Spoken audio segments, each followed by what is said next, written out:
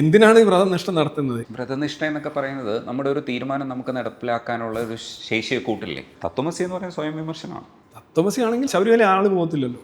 I open ചെയ്യണ്ടേ? ഇത്രയും വ്രതവും എടുത്ത് മലയിട്ട് പൈസയും ചെലവഴിച്ച് അവിടെ ചെല്ലുമ്പോൾ നീ തന്നെയാണ് ആ മനുഷ്യൻ, നീ തന്നെയാണ് എന്ന് പറയുമ്പോൾ നിങ്ങൾ പറയുന്നു അവിടെ എത്തിച്ചിട്ട് അത് പറയിച്ചു കൊടുക്കും. അങ്ങനെയാണെങ്കിൽ ഒരു പ്രാവശ്യമല്ല ശബരിമല പോകുള്ളൂ ആളുകൾ. അല്ല, ഒരു പ്രാവശ്യം നടത്തിയാൽ നന്നാവാത്തവന് രണ്ടാമത് കയറ്റിവിട്ടൂടെ? അല്ല, അപ്പൊ അവൻ ആദ്യം അത് വായിച്ചിട്ട് മനസ്സിലാക്കുന്നവൻ രണ്ടാമത് പോയാലും വായിച്ച് അല്ല, മനസ്സിലാക്കില്ല. നമ്മൾ ഇപ്പൊ സാറാധ്യാപകനല്ലേ, അപ്പൊ കുറച്ച് കാര്യങ്ങൾ നമ്മൾ പിള്ളേരെ കുറച്ചുകൂടെ പറഞ്ഞു കൊടുക്കും. അങ്ങനെയല്ല. യഥാർത്ഥ ഭക്തൻ എന്ന് പറഞ്ഞു കഴിഞ്ഞാൽ ഇസ് എ റിയൽ ടെററാണ്. അവനും ചുറ്റുമുള്ളവർ. മലയാറ്റൂര് കുരിശ് മരക്കുരിശും വലിച്ചുകൊണ്ട് പോവുകയാണ്. ആ കുരിശിൻ്റെ അടിയിൽ ചെറിയ 2 വീലുണ്ട്. അവൻ വലിച്ചഴിച്ച് ഉരച്ചോണ്ട് പോയി കഴിഞ്ഞാൽ മലയാറ്റൂർ ചെല്ലുമ്പോൾ ആ കുരിശ് കാണത്തില്ല. ഇവൻ്റെ അടിയിൽ ആ ചെറിയ 2 വീലുള്ളത് കൊണ്ട് അവനും സ്വസ്ഥത, ആരും അത്ര ശ്രദ്ധിക്കത്തില്ല. മലയാറ്റൂർ എത്തുകയും ചെയ്യും, ഒപ്റ്റിക്സ് എല്ലാം കറക്റ്റ് ആവുകയും ചെയ്യും. എത്ര നല്ല മനുഷ്യൻ, തങ്കപ്പെട്ട മനുഷ്യൻ. അവരെയാണ് ഇവർ പറയുന്നത് കപടഭക്തർ. കപടഭക്തരൊക്കെ ആണ് ശരിക്കും നമ്മൾ ലിറ്റ്മസിലേക്ക് തന്നെ വിളിക്കുന്നത്. അല്ലാതെ പെട്ടെന്ന് ഇവർക്ക് തത്വമസി എന്നൊക്കെ പറഞ്ഞു കൊടുത്തു കഴിഞ്ഞാൽ മനസ്സിലാവില്ല. അപ്പം ഇവരൊക്കെ ആ പിൽഗ്രിമേജിലേക്ക് പോകുമ്പോഴെങ്കിലും തത്വമസിയെക്കുറിച്ച് സംസാരിക്കില്ലേ? നീ എന്താണോ അത് തന്നെയാണ് മറ്റേതും എല്ലാം എന്നാണ് പറയുന്നത്. അവിടെ ഒരു തീർത്ഥാടനം കൊണ്ടുവരിക എന്ന് പറയുമ്പോൾ തന്നെ എൻ്റെ ഉദ്ദേശം തന്നെ ശരിയല്ല. തീർത്ഥാടന വിരുദ്ധമാണ് ഇതിൻ്റെ കോർ ഐഡിയ. പക്ഷെ അത് അന്ധവിശ്വാസ നിർമ്മാർജ്ജനത്തിന് സഹായിക്കില്ലേ എന്നാണ്. ഇല്ല, ഏറ്റവും ജനകീയമായ അന്ധവിശ്വാസം ദൈവമാണല്ലോ. പക്ഷെ തിരിച്ച് സഹായിക്കുന്നത്, അതായത് മറ്റേ പൂച്ച പാതി വഴിയിൽ ചാടി, അതെങ്ങനെ? മദർഹുഡ് എന്ന് പറഞ്ഞൊരു ബ്രെയിൻ പ്രോഗ്രാമാണ്, സെറിബ്രൽ പ്രോഗ്രാമാണ്. രവിചന്ദ്രൻ സി സാറാണ് നമുക്കൊപ്പോൾ ഉള്ളത്. Hi sir. ഇപ്പോൾ ലിറ്റ്മസ് വീണ്ടും വരെയാണ്. ഇത്രയും കാലത്തെ ഒരു പ്രവർത്തന, ഒരു പരിചയം, പാരമ്പര്യം എന്നൊക്കെ പറയാവുന്ന രീതിയിലേക്ക് മാറിക്കഴിഞ്ഞു. സാറ്റിസ്ഫൈഡ് ആണോ?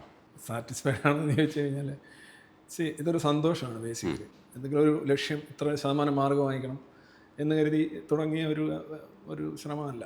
സാറ്റിസ്ഫൈഡ് അത് അങ്ങനെ ഒരു ജഡ്ജ്മെൻറ്റിൻ്റെ ഉള്ള ഒരു സ്കോപ്പ് അവിടെയില്ല. വളരെ മതാധിഷ്ഠിതമായ ഒരു സമൂഹത്തിൽ മതേതരവും മതവിരുദ്ധവും മതരഹിതവും മതനിഷേധപരവുമായിട്ടുള്ള ഒരു ആശയധാര, അതിന് കിട്ടുന്നൊരു വിസിബിലിറ്റി, അത് സന്തോഷമാണ്. Basically happiness. Litmus is happiness. അതെ അതെ. ഇപ്പോൾ ശബരിമല മാസ്റ്റർ പ്ലാൻ വരുന്നുണ്ട്. അതിനകത്ത് ചില കോൺക്രീറ്റ് കെട്ടിടങ്ങളൊക്കെ ഒഴിവാക്കിയിട്ട് നമ്മൾ കുറച്ചുകൂടെ അതിനെ ആ തരത്തിൽ എന്താണോ നമ്മളൊക്കെ ആഗ്രഹിക്കുന്നത്, അതൊക്കെ എല്ലാം ഇൻവെർട്ടഡ് കോമേഴ്സാണ്, ആഗ്രഹിക്കുന്ന ആ രീതിയിൽ മാറ്റണമെന്നാണ് ആഗ്രഹിക്കുന്നത്. ഇപ്പോൾ ഒരു അവിടെ പുലുമേട് ദുരന്തം നടക്കുന്ന സമയത്ത് മലയാളികളില്ലാതെ പോയത്, നമ്മൾക്ക് കുറച്ചുകൂടെ അത്തരത്തിലുള്ള വിശ്വാസങ്ങളിൽ താല്പര്യം കുറഞ്ഞത് ഈ പറയുന്ന മകരജ്യോതിയെ സംബന്ധിച്ച് യുക്തിവാദികളായിട്ടുള്ള മനുഷ്യർ അതിൻ്റെ പൊള്ളത്തരം, ഇല്ലെങ്കിൽ അത് കത്തിക്കുന്നതാണ് എന്ന് കണ്ടെത്തി അത് കോടതിയുടെ അംഗീകാരത്തോടു കൂടി അവതരിപ്പിക്കാൻ കഴിഞ്ഞതൊക്കെ വളരെ വലിയ കാര്യമാണ്. അതുകൊണ്ടാണ് എന്ന് കരുതുമ്പോഴും ഈ മലയാളികൾ തന്നെ പോകുന്നത് കൂടുന്നതല്ലേ ഉള്ളൂ. ഇപ്പോൾ അതുകൊണ്ടാണല്ലോ ഇത്രയും കോൺക്രീറ്റ് കെട്ടിടങ്ങളൊക്കെ അവിടെ വരുന്നത്. ഇപ്പോൾ പമ്പയിൽ തന്നെ ചെറിയ ചായക്കടയൊക്കെ വിൽക്കുന്നത് വലിയ തുകയ്ക്കാണ്. അപ്പോൾ ഇതിനകത്ത് 2 കാര്യങ്ങളാണ് കാണേണ്ടത്. ഒന്നത് ഒരു വ്യവസായത്തിൻ്റെ വേറൊരു തരത്തിലുള്ള ഒരു മാതൃകയാണ്. അവിടെ കുറേ കുടുംബങ്ങൾ ജീവിക്കുന്നുണ്ട്, അത് നമുക്കൊരിക്കലും നിഷേധിക്കാൻ കഴിയില്ല. അവരുടെ ജീവിതം അവർ കണ്ടെത്തുന്നത് അങ്ങനെ ആകുമ്പോൾ നമുക്കതിനകത്ത് അവരോടൊപ്പം നിൽക്കാനേ പറ്റുള്ളൂ. പക്ഷേ ശബരിമലയിൽ ആൾ കൂടുന്നുണ്ട് ഇപ്പോഴും. അതെങ്ങനെയാണ് ഇത് കൂടിക്കൊണ്ടിരിക്കുന്നത്? ഇല്ലെങ്കിൽ നമ്മൾ ഈ പറയുന്ന കാര്യങ്ങളൊക്കെ പൊളിച്ചു കാട്ടി എന്ന് പറയുമ്പോഴും ഇതിന് മാറ്റമില്ലാതെ തുടരുന്നുണ്ട്. കോൺക്രീറ്റ് കെട്ടിടങ്ങൾ ഒഴിവാക്കാൻ കഴിയുമോ? ആള് കൂടുന്നു എന്നുള്ളത് ഒരർത്ഥത്തിൽ ശരിയാണ്. ആള് കൂടുന്നു. ആളുകളുടെ എണ്ണം കൂടുന്നു എന്നുള്ളതാണ് നമ്മൾ ആദ്യം പറഞ്ഞത്. ആളുകളുടെ എണ്ണം കൂടുന്നു എന്നിങ്ങനെ അടിച്ചു വിടുന്നതാണ്. ആക്ച്വലി അങ്ങനെയല്ല. ഞാനത് ശ്രദ്ധിക്കാറുണ്ട്. എൻ്റെ കണക്കുകൾ ഓരോ വർഷം ഇവർ കൂട്ടുന്ന വരുമാനമാണ് കൂട്ടുന്നത്. പക്ഷെ അവിടെ കെട്ടിടങ്ങളൊക്കെ കൂടുന്നുണ്ട്. അതൊക്കെ വരുമാനമാണ് കൂട്ടുന്നത്. വരുമാനം കൂട്ടാൻ എന്ത് ചെയ്യണം? വസ്തുവകളുടെ വില കൂട്ടിയാൽ വരുമാനം കൂടില്ലേ? ചാർജ് കൂട്ടിയാൽ, നിർമ്മാല്യത്തിന് $10 എന്നുള്ളത് $50 ആക്കി കഴിഞ്ഞാൽ 5 പേര് നിർമ്മാല്യം നടത്തുന്നതിന് തുല്യമായിട്ട് അടുത്ത തവണ കണക്ക് വരുമല്ലോ. വരുമാനമാണ് കൂടുന്നത്. ശ്രദ്ധിച്ചു നോക്കുക, ആളുകളുടെ എണ്ണമല്ല. അതൊരു തെറ്റിദ്ധാരണയാണ്. ശബരിമലയുടെ കാര്യത്തിൽ ഞാൻ വളരെ വ്യക്തമായിട്ട് അത് അതിൻ്റെ ശരിക്കും അറിയാവുന്ന ആളുകൾ എന്നോട് പറഞ്ഞിട്ടുണ്ട്. എൻ്റെ ഒരു നിരീക്ഷണം അത് തന്നെ. പിന്നെ ഈ കോൺക്രീറ്റ് കെട്ടിടം എന്ന് പറഞ്ഞു കഴിഞ്ഞാൽ കല്ലും മുള്ളും കാലുക്കുമെത്തെ എന്ന് പറയുന്ന ഒരു സംഗതി ഹാർഡ്ഷിപ്പാണ്. ഒരു ഭക്തൻ എപ്പോഴും സ്വയം പീഡിപ്പിച്ചുകൊണ്ടാണ്, സ്വയം പീഡിപ്പിക്കുന്നതിലൂടെ ദൈവം തന്നെ പ്രസാദിപ്പിച്ച് തൻ്റെ ആവശ്യങ്ങൾ നടത്തി കിട്ടും. അത് നരബലി തൊട്ട് കല്ലും മുള്ളും വരെ, അല്ലെങ്കിൽ കുരിശ് വലിച്ചുകൊണ്ട് നടക്കുക, അല്ലെങ്കിൽ പട്ടിണി കിടക്കുക, സ്വയം പീഡനം ദൈവം സ്കൈഡാഡി ഇഷ്ടപ്പെടുന്നുണ്ട്. അപ്പോൾ ഞാൻ പീഡിപ്പിക്കുന്നതനുസരിച്ച് എന്തെങ്കിലും എനിക്ക് തിരിച്ച് ജീവിതത്തിൽ നൽകുമെന്നുള്ളതാണ് ഒരു മതത്തിൻ്റെ ഒരു കോർ ബിലീഫാണ്. എല്ലാ മതങ്ങളിലും വ്യത്യസ്തമായ രീതിയിൽ കാണുന്നത്. അപ്പോൾ ഇവിടെ എന്താ നടക്കുന്നതെന്ന് ചോദിച്ചു കഴിഞ്ഞാൽ കുറേ കൂടെ റാഷണൽ ആവുകയാണ് ഭക്തന്മാർ. അവർക്ക് എന്തൊരു വേ വേണം? റോപ്പ് വേ വേണം. എന്തൊരു ക്യൂ വേണം? VIP ക്യൂ വേണം. ഇനി ഈ കല്ലും മുള്ളും, എൻ്റെ കല്ലും മുള്ളിലും തന്നെ ചവിട്ടിയാൽ അയ്യപ്പനും പരിഷ്കരിച്ചു എന്നങ്ങ് വെച്ചാൽ പോരെ. ദേവപ്രസാദ് പറഞ്ഞു Ayyappan no more is interested in കല്ലും മുള്ളും എന്ന് പറഞ്ഞു കഴിഞ്ഞാൽ ആ പാത നേരെയാക്കി എടുക്കും. അപ്പോൾ അവിടെ പോയാൽ പോരെ. അത് മതി. അല്ല, കുറച്ചുകൂടെ ഒരു ആശയപരമായി നോക്കുകയാണെങ്കിൽ നല്ലതല്ലേ രജനീഷേ. ഇപ്പോൾ ഇവിടെ ഒരു ചില ആൾക്കാർ പറയുന്നത് കേൾക്കുന്നുണ്ട്, അവർ കപടഭക്തരാണ്, വ്യാജഭക്തരാണ് ഇത് നടത്തിയെന്ന് പറയും. എന്ന് പറഞ്ഞു കഴിഞ്ഞാൽ അവർ നല്ല ഭക്തരെയാണ് ശരിക്കും ഇവർ പ്രൊമോട്ട് ചെയ്യുന്നത്. നല്ല ഭക്തി, നിങ്ങൾ ആ ഗോവിന്ദചാമിയുടെ കാര്യം പറഞ്ഞു. പക്ഷേ ഈ കപടഭക്തരാണ് നല്ല മനുഷ്യർ യഥാർത്ഥത്തിൽ. അവനാണ് കൂടുതൽ വെളിവുള്ളത്, കൂടുതൽ വിവരമുള്ളത്, കൂടുതൽ പ്രായോഗിക ബുദ്ധിയോടുകൂടി കാര്യങ്ങൾ ഉപയോഗിക്കുന്നവനാണ് ഈ കപടഭക്തൻ. അവനവൻ്റെ ആവശ്യത്തിനും ഇതൊക്കെ വെച്ചുകൊണ്ട് അവനെ ഹർട്ട് ചെയ്യാതെ മറ്റുള്ളവർക്ക് കുറച്ച് ശല്യം മാത്രം ഉണ്ടാക്കിക്കൊണ്ട് ആണ് അവനത് ഉപയോഗിക്കുന്നത്. ഈ ശരിക്കുള്ള ഭക്തൻ എന്താ ചെയ്യുന്നത്? ഈ സോ ബ്ലൈൻഡ്. പക്ഷെ വ്രതനിഷ്ഠ എന്നൊക്കെ പറയുന്നത് നമ്മുടെ ഒരു തീരുമാനം നമുക്ക് നടപ്പിലാക്കാനുള്ള ഒരു ശേഷിയെ കൂട്ടില്ലേ? എന്തിനാണ് ഈ വ്രതനിഷ്ഠ നടത്തുന്നത്? ഈ മതത്തിലെ എന്ത് ആചാരങ്ങൾ നോക്കുകയാണെങ്കിലും നിങ്ങൾ എന്താ ഉദ്ദേശിക്കുന്നുണ്ട്? നിങ്ങൾക്ക് എന്തോ ഒരു ആനമുട്ടയ്ക്ക് വേണ്ടി നിങ്ങൾ നടത്തുന്ന കാര്യങ്ങളാണിത്. ബേസിക്കലി അതാണ് പറഞ്ഞു വരുമ്പോൾ ഇതാണ്. നിങ്ങൾക്ക് ചിലപ്പോൾ ജീവിതത്തിലുള്ളതോ ജീവിതം മരിച്ചു കഴിഞ്ഞുള്ളതോ എന്തോ ആയിക്കോട്ടെ. തത്വമസി എന്ന് പറയുന്നത് സ്വയം വിമർശനമാണ്. തത്വമസി ആണെങ്കിൽ ശബരിമല ആൾ പോകത്തില്ലല്ലോ. നിങ്ങളിവിടെ ഇങ്ങനെ ഇത്രയും 1000 കിലോമീറ്റർ നടന്ന് ഉരുട്ടി അവിടെ കൊണ്ട് ചെല്ലുമ്പോൾ ഇത് നീ തന്നെ എന്ന് പറയുമ്പോൾ പിന്നെ ഞാൻ എന്തിനാ ഇങ്ങോട്ട് വന്നേന്നല്ല ചോദിക്കുള്ളൂ ആളുകൾ. പക്ഷെ അങ്ങനെ ചോദിക്കാൻ ഒരിടം വേണ്ടേ? നമ്മളെ ഉറപ്പിക്കണ്ടേ? ഐ ഓപ്പൺ ചെയ്യണ്ടേ? ഞാൻ ചോദിക്കട്ടെ, ഒരു കാര്യം പറഞ്ഞു കൊടുക്കാൻ ഏറ്റവും ദുഷ്കരമായ വഴികൾ ഉണ്ടാക്കി വെക്കുന്ന ഒരു സിസ്റ്റം എത്ര വിചിത്രമായിരിക്കും എന്ന് ആലോചിച്ചു. അതായത് ഈ പറയുന്ന 41 ദിവസം വ്രതം എടുത്തിട്ട്, ഇനി താങ്കൾ തന്നെ ഇപ്പോൾ ഇവിടെ ഇരുന്ന് ഇത് തിരുത്തി പറയേണ്ടി വരും. ഇത്രയും വ്രതം എടുത്ത് മലയിട്ട് പൈസയും ചെലവഴിച്ച് അവിടെ ചെല്ലുമ്പോൾ നീ തന്നെയാണ് ആ മനുഷ്യൻ നീ തന്നെയാണ് എന്ന് പറയുമ്പോൾ നിങ്ങൾ പറയുന്നു അവിടെ എത്തിച്ചിട്ട് അത് പറയിച്ചു കൊടുക്കുന്നു. അങ്ങനെയാണെങ്കിൽ ഒരു പ്രാവശ്യമല്ല ശബരിമല പോകുള്ളൂ ആളുകൾ. അതോ അന്നേരം ഈ ചില ചാറ്റുകളൊക്കെ ഉണ്ടല്ലോ, ഇപ്പോഴത്തെ ചാറ്റുകൾ ഒന്ന് കണ്ടു കഴിഞ്ഞാൽ ഉടനെ ഡിസപ്പിയർ ചെയ്യുന്നത്. അങ്ങനെയാണോ രജനീഷ് പറ? അല്ല, ഒരു പ്രാവശ്യം നടത്തിയ ഒന്നാമത്തവന് രണ്ടാമത് കയറ്റിവിട്ടൂടെ? അല്ല, അപ്പൊ അവൻ ആദ്യം അത് വായിച്ചിട്ട് മനസ്സിലാക്കുന്നവൻ രണ്ടാമത് പോയാലും വായിച്ച് മനസ്സിലാക്കില്ല. നമ്മൾ ഇപ്പൊ സാറാധ്യാപകനല്ലേ, അപ്പൊ കുറച്ച് കാര്യങ്ങൾ നമ്മൾ പിള്ളേരെ കുറച്ചുകൂടെ പറഞ്ഞു കൊടുക്കും. അങ്ങനെയല്ല, ഏറ്റവും കൂടുതൽ പോകുന്ന ഭക്തനാണ് ഗുരുസ്വാമി ആവുന്നത്. അയാൾ കൂടിയ റാങ്കാണ്, ലെഫ്റ്റനന്റ് കേണലാണ്. മനസ്സിലായില്ല? അയാളാണ് പിന്നെ അടുത്ത ഇതിനകത്ത് ഇത് വരുന്നത്. യഥാർത്ഥ ഭക്തൻ എന്ന് പറഞ്ഞു കഴിഞ്ഞാൽ ഇറ്റ്സ് എ റിയൽ ടെററാണ്. അവനും ചുറ്റുമുള്ളവർക്കും അവൻ ഏറ്റവും സങ്കുചിതമായിട്ട് ചിന്തിക്കുന്ന ഒരു വ്യക്തിയായിരിക്കും. ഒരു വെളിവ് കുറവായിരിക്കും. കപടഭക്തരെയാണ് ഞാൻ എപ്പോഴും ഉദാഹരണം, ഞാൻ ഈ അടുത്തിടെ കണ്ട് ഒരു മലയാറ്റൂര് കുരിശ് ആയിട്ട് പോകുന്നു. ഒരു കുരിശ് മരക്കുരിശ് വലിച്ചുകൊണ്ട് പോവുകയാണ്. പക്ഷേ ആ കുരിശിൻ്റെ അടിയിൽ ചെറിയ 2 വീലുണ്ട്. അവൻ വലിച്ചഴിച്ച് ഉരച്ചുകൊണ്ട് പോയി കഴിഞ്ഞാൽ മലയാറ്റൂർ ചെല്ലുമ്പോൾ ആ കുരിശ് കാണത്തില്ല. ഇവൻ്റെ അടിയിൽ ആ ചെറിയ 2 വീലുള്ളതുകൊണ്ട് അവന് സ്വസ്ഥത, ആരും അത്ര ശ്രദ്ധിക്കത്തില്ല. മലയാറ്റൂർ എത്തുകയും ചെയ്യും, ഒപ്റ്റിക്സ് എല്ലാം കറക്റ്റ് ആവുകയും ചെയ്യും. എത്ര നല്ല മനുഷ്യൻ, തങ്കപ്പെട്ട മനുഷ്യൻ. അവരെയാണ് ഇവർ പറയുന്നത് കപടഭക്തർ. കപടഭക്തരൊക്കെ ആണ് ശരിക്കും നമ്മൾ ലിറ്റ്മസിലേക്ക് തന്നെ വിളിക്കുന്നത്. കപടഭക്തി എന്ന് പറയുന്നത് ഏറ്റവും സെൻസിബിൾ ആയിട്ടുള്ള, റാഷണൽ ആയിട്ടുള്ള, ഹ്യൂമെയിൻ ആയിട്ടുള്ള ഒരു ആറ്റിറ്റ്യൂഡാണ്. ചില കാര്യങ്ങൾ ഫേക്ക് ആവുന്നതാണ് നല്ലത്. ഭക്തിയുടെ കാര്യത്തിൽ ഫേക്ക് ആണ് ഗുഡ്. കാര്യം ഭക്തി ഇറ്റ് സെൽഫ് ഫേക്ക് ആണ്. ഞാൻ കള്ളൻ്റെ കാര്യത്തിൽ പറഞ്ഞത്, നല്ല കള്ളൻ എന്ന് പറയുന്നത് ഭയങ്കര, നല്ല കൊലപാതകി എന്ന് പറയുന്നത് പ്രശ്നമാണ്. മോശം കൊലപാതകി, മോശം കള്ളൻ എന്നൊക്കെ പറയുമ്പോൾ ഒരു റിഫോർമേഷൻ്റെ സാധ്യതയുണ്ട്. പക്ഷേ ഒരാളുടെ ആത്മവിശ്വാസത്തെ സംബന്ധിച്ച് അയാളുടെ ചില വിശ്വാസങ്ങളൊക്കെ ഉണ്ടാവും. ആ വിശ്വാസത്തിൻ്റെ ഭാഗമായിട്ട് നമ്മളൊരു നിഷ്ഠയോടുകൂടി നമ്മൾ ചില കാര്യങ്ങൾ ചെയ്യില്ല എന്ന് തീരുമാനിക്കുന്നു. അങ്ങനെയാണ് നമ്മളെയൊക്കെ നിയന്ത്രിച്ചൊരു സോഷ്യൽ ആനിമലാക്കി എടുത്തിട്ടുള്ളത്. പരിണാമത്തിൻ്റെ ചരിത്രത്തിൽ തന്നെ നമ്മൾ അടികൂടാനുള്ള ടെൻഡൻസിയെ മാറ്റിവെച്ച് നമ്മൾ സർവൈവ് ചെയ്ത് ഒരുമിച്ച് കോ എക്സിസ്റ്റിംഗ് എന്ന് പറയുന്ന വാക്ക് പഠിക്കുമ്പോൾ അപ്പോൾ നമ്മളെ കുറച്ചൊക്കെ നമ്മൾ നിയന്ത്രിക്കേണ്ടതുണ്ട്. അങ്ങനെ നിയന്ത്രിക്കാൻ വേണ്ടി ചില പ്രാക്ടീസൊക്കെ നമ്മൾ ചെയ്യുന്നു. ഇപ്പോൾ നമ്മൾ ജിമ്മിൽ പോകാൻ കഴിഞ്ഞില്ല, അതുകൊണ്ട് നമ്മൾ ചില കാര്യങ്ങൾ ചെയ്യാത്തതുപോലെ നമ്മൾ അത്തരമൊരു യാത്ര നടത്തുമ്പോൾ നമ്മുടെ മനസ്സിനകത്തേക്ക് ചില തോട്ട്സിനെ കൊണ്ടെത്തിക്കാൻ അത്തരമൊരു പിൽഗ്രിമേജിന് കഴിയുന്നുണ്ടെങ്കിൽ അത് അവിടെ ഇരുന്നോട്ടെ എന്ന് വിചാരിക്കുന്നതിൽ എന്തെങ്കിലും തെറ്റുണ്ടോ? നിങ്ങളുടെ ഉദ്ദേശം വേറെയാണ്. നിങ്ങളവിടെ പറയുന്നത് നിങ്ങളുടെ ഉദ്ദേശം തന്നെ മാറ്റി സ്ഥാപിക്കുകയാണ് ചെയ്യുന്നത്.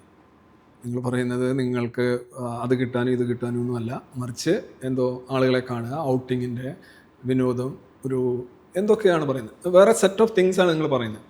അതെങ്കിലും കിട്ടുന്നില്ലേ എന്നുള്ളതാണ് അതിനകത്ത് ചോദിക്കുന്നത്. ചിലപ്പോൾ ഒരു 10% പേര് യഥാർത്ഥോദ്ദേശത്തോടുകൂടി. പക്ഷെ ഇത് ഒരു വിഷയമുള്ളത്, ഈ പറയുന്ന കാര്യങ്ങൾ കിട്ടാനുള്ള ഏറ്റവും നല്ല വഴി അതാണോ എന്നൊരു ചോദ്യമുണ്ട്. അതൊരിക്കലും അല്ല. ഇപ്പോൾ ഉദാഹരണമായിട്ട് ഞാൻ നടന്നു പോകുന്നു, എനിക്ക് നല്ല വ്യായാമത്തിന് വേണ്ടിയാണ്, ഞാനൊരു ഡയബറ്റിക് ആയിട്ടുള്ള പേഷ്യൻ്റാണ്, അതുകൊണ്ടാണ് നടന്ന് ഞാൻ മലയിൽ പോകുന്നത് എന്നൊക്കെ പറഞ്ഞു കഴിഞ്ഞാൽ നടക്കണമെന്നുള്ളത് ശരിയാണ്, വ്യായാമം വേണമെന്നുള്ളത് ശരിയാണ്. പക്ഷെ ഇങ്ങനെ ഈ നടക്കുക എന്നുള്ളതല്ല അതിൻ്റെ ഒരു ശരിയായിട്ടുള്ള നീതമായ അർത്ഥം. ഒരു കാര്യത്തിൻ്റെ ഈ മതകർമ്മങ്ങളുടെ എല്ലാം ഒരു പ്രത്യേകത ശ്രദ്ധിച്ചു കഴിഞ്ഞാൽ അത് അടിസ്ഥാനപരമായിട്ടൊരു ഗുണം അല്ലെങ്കിൽ ഒരു ഫലം പോസിറ്റീവായിട്ട് ഉണ്ടാക്കും എന്നുള്ളൊരു തെളിവ് വ്യക്തിക്കോ മറ്റുള്ളവർക്കോ ഇല്ല.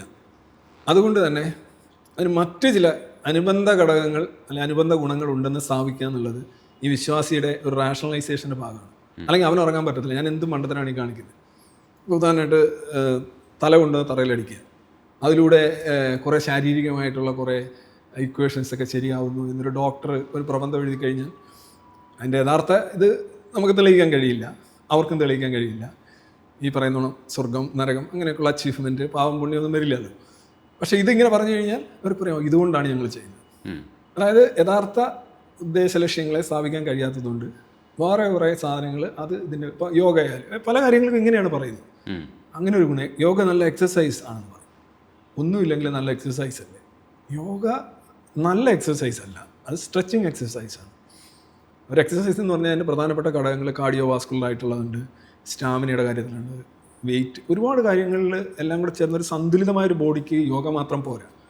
അപ്പോൾ യോഗ ഒരു എക്സസൈസ് എന്ന് പറയുന്നത് താത്വികമായിട്ടും തെറ്റാണ്. കാരണം യോഗ എന്ന് പറഞ്ഞു കഴിഞ്ഞാൽ നിങ്ങൾ വിയർക്കാൻ പോലും പാടില്ല എന്നാണ്. പക്ഷെ അതെങ്കിലും നടക്കട്ടെ എന്ന്, അതെങ്കിലും നടക്കട്ടെ, അതാണ് നിങ്ങൾ വിയർക്കാൻ പോലും പാടില്ല എന്നാണ് യഥാർത്ഥത്തിൽ യോഗയുടെ അടിസ്ഥാനം. സ്വസ്ഥമായിരിക്കണം, സുഖമായിരിക്കണം, അതിനാണ് ആസനം എന്ന് പറയുന്നത്. നിങ്ങൾ എന്തെങ്കിലും ഇങ്ങനെ വലിച്ചു കീറുന്നതും വളച്ചു കെട്ടുന്നതും ഹഠാസനം എന്നൊക്കെ പറയുന്നത് യോഗവിരുദ്ധമാണ്. ചിലർ ഹോട്ട് യോഗ എന്ന് പറഞ്ഞുകൊണ്ട് വിയർത്ത് കുളിച്ച് 40, ഇതൊന്നും യോഗയല്ല ആസ്പർ. ഇനി അത് യോഗയാണെങ്കിൽ എല്ലാം യോഗയാണ്. അതാണ് ഇല്ല ചില സീതാറാം യെച്ചൂരി ഒരിക്കൽ ഈ നായ കിടക്കുന്ന നായയായിട്ട് കമ്പയർ, അതൊരു യോഗയാണ്. സാർ ഇപ്പോൾ PSC പഠിച്ചിട്ട് ഒരുപാട് ജോലി വാങ്ങിച്ചിട്ടുള്ള ആളാണ്. സാർ PSC പഠിക്കുന്ന സമയത്ത് ചിലപ്പം ഓരോ മെത്തഡോളജി ഓരോ രീതിയിലായിരിക്കും പഠിച്ചെടുത്തിട്ടുണ്ടാവുക. കുട്ടികളെ പഠിപ്പിക്കുന്ന സമയത്ത് ഈ PSC അധ്യാപകർക്ക് കഥകളിലൂടെ ചില കാര്യങ്ങളൊക്കെ പഠിപ്പിക്കും. വർഷങ്ങൾ പഠിപ്പിക്കാൻ തന്നെ, ഇല്ലെങ്കിൽ ഇൻസിഡൻസ് പഠിപ്പിക്കാൻ തന്നെ, അതിൻ്റെ ക്രോണോളജിക്കൽ ഓർഡർ പഠിപ്പിക്കാൻ വേണ്ടിയിട്ട് ചില കഥകളിലൂടെ പഠിപ്പിക്കും. കോഡ് വെച്ചിട്ട് പഠിപ്പിക്കാമെന്നാണ് നമ്മൾ ഉദ്ദേശിക്കുന്നത്. അതേപോലെ തന്നെ ചില കോഡഡ് ആയിട്ടുള്ള കാര്യങ്ങൾ ഇവരെയൊക്കെ ആത്മീയതയിലേക്ക്, പ്യുവറായിട്ടുള്ള ആത്മീയതയിലേക്ക് എത്തിക്കാൻ വേണ്ടിയിട്ട്, തത്വമസിയിലേക്ക് എത്തിക്കാൻ വേണ്ടിയിട്ട് നമുക്ക് ഇത്തരത്തിലുള്ള സംവിധാനങ്ങളിലൂടെ നടത്തിച്ചാലേ പറ്റുള്ളൂ എന്നുള്ളതാണ്. അല്ലാതെ പെട്ടെന്ന് ഇവർക്ക് തത്വമസി എന്നൊക്കെ പറഞ്ഞു കൊടുത്തു കഴിഞ്ഞാൽ മനസ്സിലാവില്ല. അപ്പം ഇവരൊക്കെ ആ പിൽഗ്രിമേജിലേക്ക് പോകുമ്പോഴെങ്കിലും തത്വമസിയെക്കുറിച്ച് സംസാരിക്കില്ലേ? അവിടെ ചെല്ലുമ്പോഴെങ്കിലും തത്വമസി എന്ന് പറയുന്ന ഒരു വാക്കിനെ നമ്മൾ ഓർമ്മിക്കില്ലേ? നീ നന്നായാൽ മതി എന്ന് പറയുന്നത് എഴുതി വെച്ചിരിക്കുന്നത് നല്ലതല്ലേ എന്നാണ് ചോദ്യം. ഒന്നാമത്തെ കാര്യം, തത്വമസി എന്ന് പറയുന്നത് തീർത്ഥാടന വിരുദ്ധമായിട്ടുള്ള ഒരു തത്വമാണ്. തീയും വെള്ളം പോലുള്ള വ്യത്യാസമുണ്ട്. തീർത്ഥാടനം ആവശ്യമില്ല, നിനക്ക് പ്രാർത്ഥിക്കാനായിട്ട് നിനക്ക് പുറത്തൊരു ബാഹ്യ ഏജൻസി ഇല്ല, നീ തന്നെയാണ്, നീ എന്താണോ അത് തന്നെയാണ് മറ്റേതും എല്ലാം എന്നാണ് പറയുന്നത്. അവിടെ ഒരു തീർത്ഥാടനം കൊണ്ടുവരിക എന്ന് പറയുമ്പോൾ തന്നെ എൻ്റെ ഉദ്ദേശം തന്നെ ശരിയല്ല. തീർത്ഥാടന വിരുദ്ധമാണ് ഇതിൻ്റെ കോർ ഐഡിയ. പുറത്ത് കാണുന്നതും പോയി കാണുന്നതും അല്ല തത്വമസിയുടെ അടിസ്ഥാനം. നിങ്ങളുടെ കണ്ണുകൾ അകത്തേക്കാണ്. ഇൻവേർഡ് ഗെയ്സിങ് എന്ന് പറയുന്ന ഒരു സാധനമുണ്ട്. നിങ്ങൾ സ്വയം സാക്ഷാത്കരിക്കുകയാണ് വേണ്ടത്. അതിനായിട്ട് നേരെ തിരിച്ചായിട്ടുള്ള സാധനം, മദ്യപിക്കാതിരിക്കാനായിട്ട് ദിവസം പുറകെ പോയി മദ്യം അടിച്ച് പരിശീലിക്കുന്നതിന് തുല്യമാണ്. ആശയം തന്നെ നേരെ വിരുദ്ധമാണ്. പിന്നെ താങ്കൾ പറഞ്ഞ വേറൊരു കാര്യം, ആദ്യം പറഞ്ഞത് ഈ കഥകൾ വഴി പഠിപ്പിക്കുന്ന, കഥകൾ വഴി പഠിപ്പിച്ചു കഴിഞ്ഞാൽ നമുക്ക് ഇറ്റ്സ് എൻ എയ്ഡ് ടു മെമ്മറിയാണ്, ഓർത്തിരിക്കാൻ എളുപ്പമാണ്.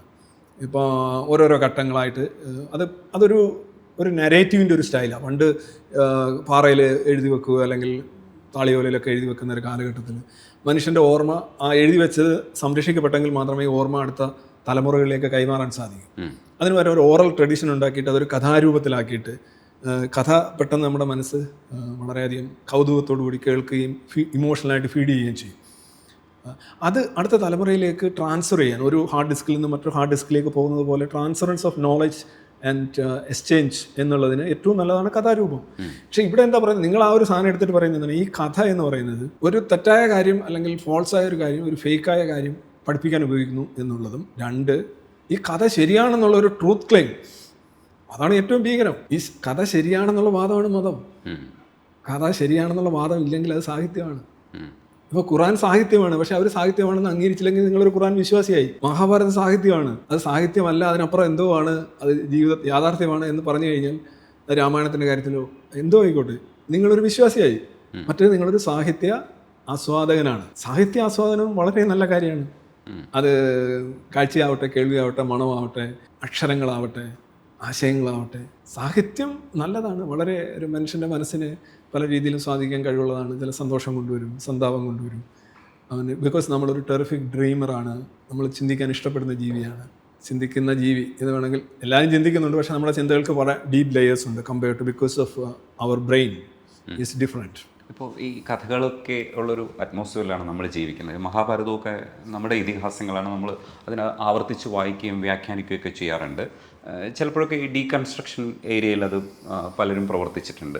സീതയ്ക്കെതിരായിട്ട് രാമൻ പറഞ്ഞിട്ടുണ്ടെങ്കിൽ ഇപ്പോൾ കുമാരനാശാൻ മുതൽ ഇടപെടുകയാണ്, അത് അങ്ങനെയല്ല വേണ്ടത്, സീതയുടെ പെർസ്പെക്റ്റീവിൽ നിങ്ങൾ ചിന്തിക്കൂ എന്ന് പറയുന്ന പെർസ്പെക്റ്റീവ് ഉണ്ടാക്കുന്നുണ്ട്. ഇതൊക്കെ കഥകളിലൂടെ മനസ്സിലാക്കാൻ ഒരു പാഠം കിട്ടുകയൊക്കെ ചെയ്യുന്നുണ്ട്. അപ്പോൾ ഈ ഡീകൺസ്ട്രക്ഷൻ നടക്കേണ്ടതുണ്ട്.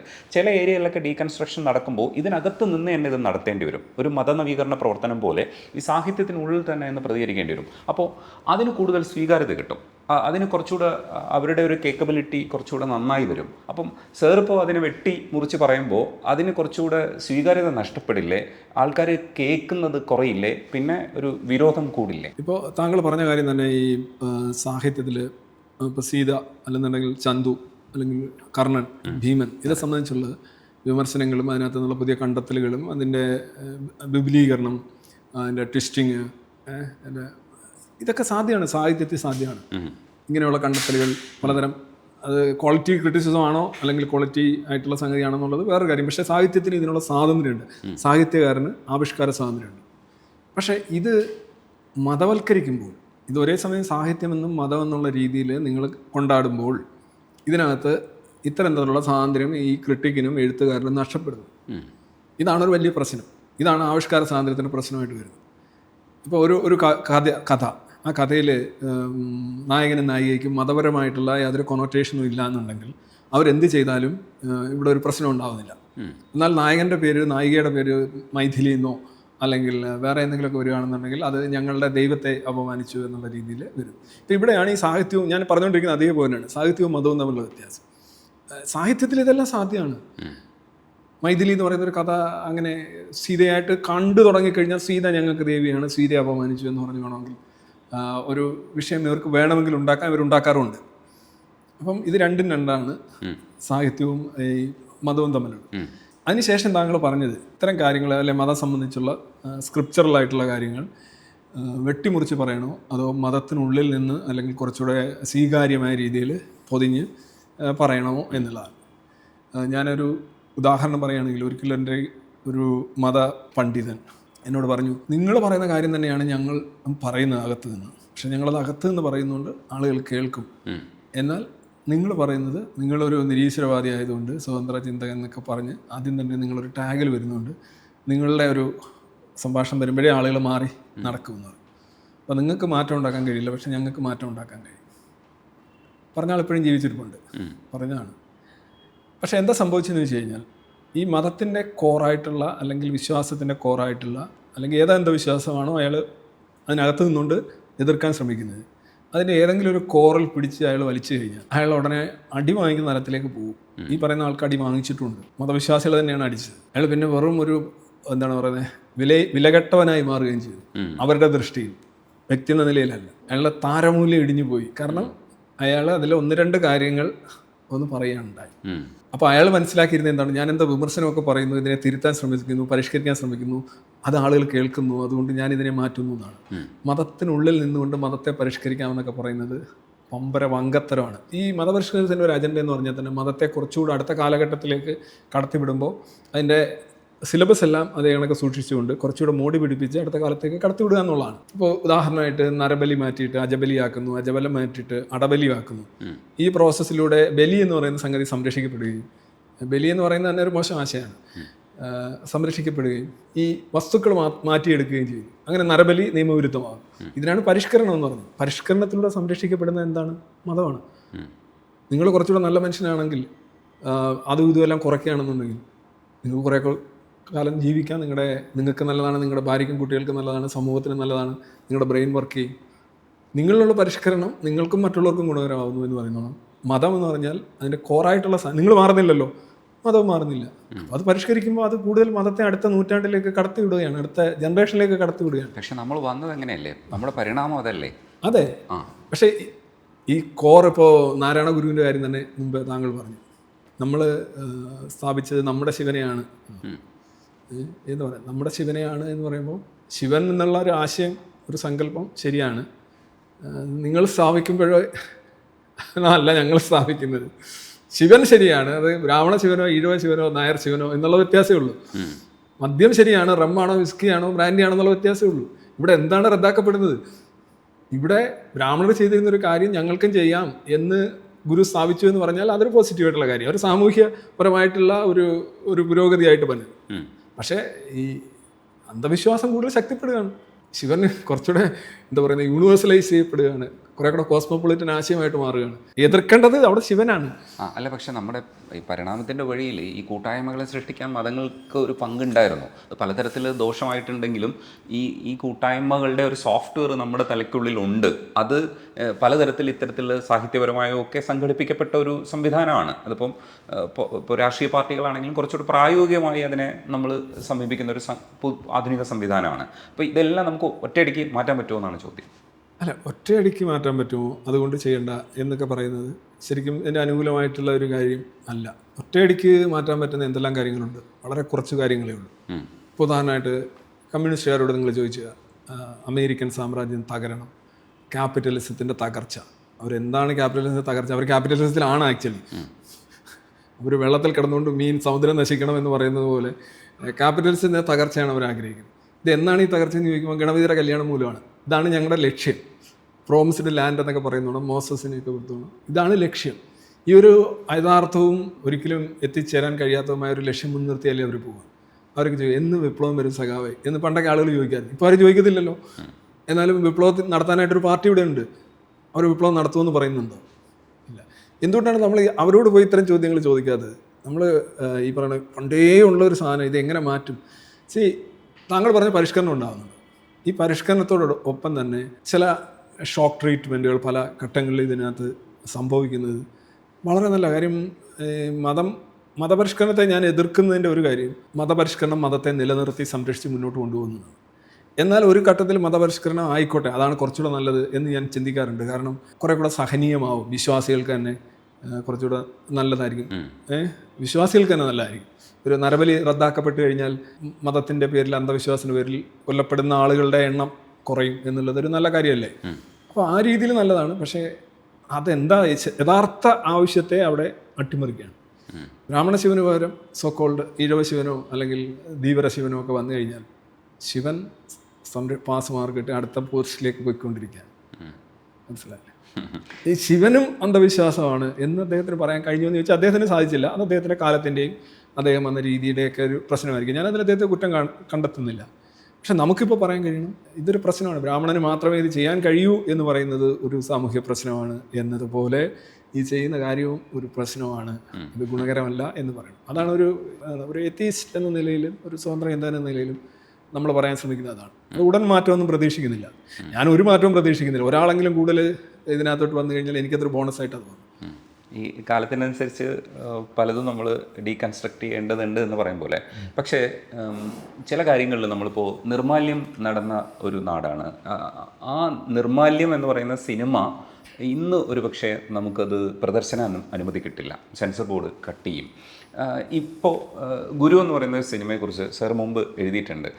ഗുരുവിനകത്ത് സത്യത്തിൽ സംഭവിച്ചത് അതിൻ്റെ കലാപരമായിട്ടുള്ള ഒക്കെ ആണെങ്കിലും ഒരു ഗുരുവിലേക്ക് കോൺസെൻട്രേറ്റ് ചെയ്യുന്ന, ഇന്ന് ഗുരു എന്ന് പറയുന്ന ഗൈഡ് മാത്രമാവുന്ന അവസ്ഥയിൽ എല്ലാ കാര്യത്തിനും രഘുരാമൻ ഗുരുവിനെ ആശ്രയിക്കണം എന്ന് പറയുന്ന രീതിയിലേക്ക് വരുന്നൊരു സന്ദേശത്തെ നമ്മൾ നല്ല സിനിമ എന്നാണ് പറഞ്ഞത്. അത് ഏറ്റവും ബുദ്ധിജീവികൾ വാഴ്ത്തിപ്പാടിയ ഒരു സിനിമയാണ്. ഇത് ആഴത്തിലുള്ള സൂക്ഷ്മമായ വായന വേണ്ട ഇടങ്ങളാണ്. ഇത്തരം ഇടങ്ങളിലേക്കൊക്കെ സാധാരണക്കാരെ എത്തിക്കുക എന്ന് പറയുന്നത് വലിയൊരു പ്രോസസ്സാണ്. ഇത് എപ്പോഴാണ് നമ്മൾ ഈ പ്രോസസ്സ് നമ്മൾ സ്ഥിരം ചെയ്തുകൊണ്ടിരിക്കണം. പക്ഷേ റിസൾട്ട് എപ്പോഴാണ് കിട്ടുക എന്നുള്ളത് നമുക്ക് പറയാൻ പറ്റില്ല. ഇത്തരം പ്രോസസ്സും കൂട്ടത്തിൽ നടക്കണ്ടേ. ഒപ്പം ഇപ്പോൾ PK പോലൊരു സിനിമ സ്വീകാര്യമാകുന്നത് സത്യത്തിൽ അതിൻ്റെ ഒരു കമേഴ്സ്യലൈസേഷൻ പാർട്ടും അതിൻ്റെ കലാപരതയൊക്കെ ഓക്കെ ആയതുകൊണ്ടാണ്. പക്ഷേ സജീവൻ അന്തിക്കാട് എടുത്ത പ്രഭുവിൻ്റെ മക്കൾ എന്ന് പറയുന്ന സിനിമ അമ്പേ പരാജയമായിരുന്നു.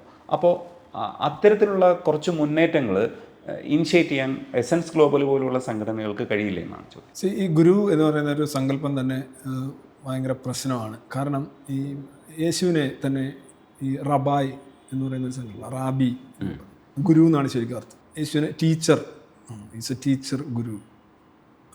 നമ്മൾ അധ്യാപകരെ കുറിച്ചൊക്കെ പലരും ഗൈഡ് ചെയ്യുന്നതാണ്.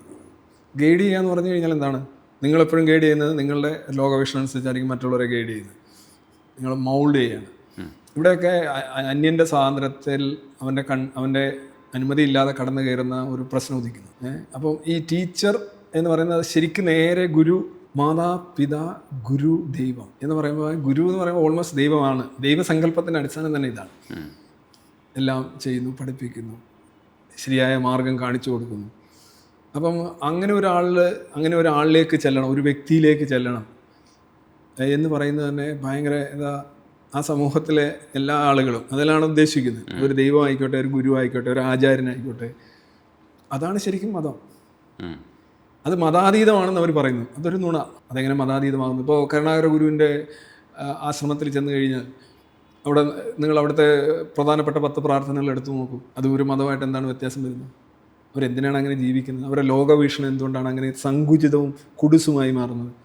അവരെന്തുകൊണ്ടാണ് പരസ്പരം വിവാഹം കഴിക്കുന്നത്? അവരെന്തുകൊണ്ടാണ് അവരുടെ ഡൊണേഷനൊക്കെ അങ്ങോട്ട് കൊടുക്കുന്നത്? ഒരു ബലികൾ നടത്തുന്നത്. ചിലർ അവരുടെ തന്നെ വസ്തുവകളെല്ലാം ആശ്രമത്തിന്, അത് അമൃതാനന്ദമയ്യായാലും കരുണാകര ഗുരുവായാലും പല ഗുരുക്കളുടെയും കീഴിൽ നടത്താറുണ്ട്. എന്താ അവർ ഉദ്ദേശിക്കുന്നത്? ഇത് മതജീവിതമാണ്. ഇതൊരു മറ്റൊരു മതം എന്നുള്ള രീതിയിൽ ഇത് മുന്നോട്ട് കൊണ്ടുപോവുകയാണ്. ഇത് ആളുകളെ പരിഷ്കരിക്കുന്നു എന്ന് ചോദിച്ചു കഴിഞ്ഞാൽ എനിക്ക് തോന്നുന്നില്ല. ഞാൻ ഒരിക്കൽ പറഞ്ഞല്ലോ, ഗുരു ഒരു സാധ്യതയാണ്. ഓഫ് കോഴ്സ് എല്ലാവരും ഒരു സാധ്യതയാണ്, ഗുരു ഒരു സാധ്യതയാണ്. പക്ഷേ ഗുരു ഒരു വലിയ പരിമിതിയാണ്. എൻ്റെ ഗുരുവിന് എന്നെ നല്ല രീതിയിൽ ഞെരുക്കാൻ കഴിയും. പല PhD പ്രബന്ധങ്ങൾ ഞാൻ പ്രായോഗികമായിട്ട് പറയുകയാണെങ്കിൽ സമയത്തും കാലത്തും ക്വാളിറ്റിയോടെ പുറത്തു വരാതിരിക്കാൻ കാരണം അതിൻ്റെ ഗൈഡായിരിക്കും. സാധ്യതയാണ്, ഒരു പരിമിതിയാണ്. ഗുരു ആഘോഷിക്കപ്പെടേണ്ടതില്ല എന്നാണ് ഞാൻ 2018 ചിദാനന്ദപുരിയുമായിട്ടുള്ള സംവാദത്തിൽ പറഞ്ഞത്. ഗുരു സ്നേഹിക്കപ്പെടുകയും മാനിക്കപ്പെടുകയും ചെയ്യുന്നതിൽ കുഴപ്പമില്ല, നല്ല കാര്യം തന്നെ. അതെല്ലാ വ്യക്തികൾക്കും നമ്മളൊരു കാർ ഡ്രൈവറോടോ അല്ലെങ്കിൽ ഒരു പൂന്തോട്ടക്കാരനോടോ അല്ലെങ്കിൽ ഒരു കർഷകനോടോ ഒക്കെ കാണിക്കുന്ന അതേ ന്യായം, മര്യാദയും ബഹുമാനവും സ്നേഹവും ഗുരുവിനും കൊടുക്കുക. അല്ലാതെ ഗുരു വാഴ്ത്തപ്പെടുമ്പോൾ അത് നേരെ പോകുന്നത് ഒരു അധികാര കേന്ദ്രത്തിലേക്കാണ്.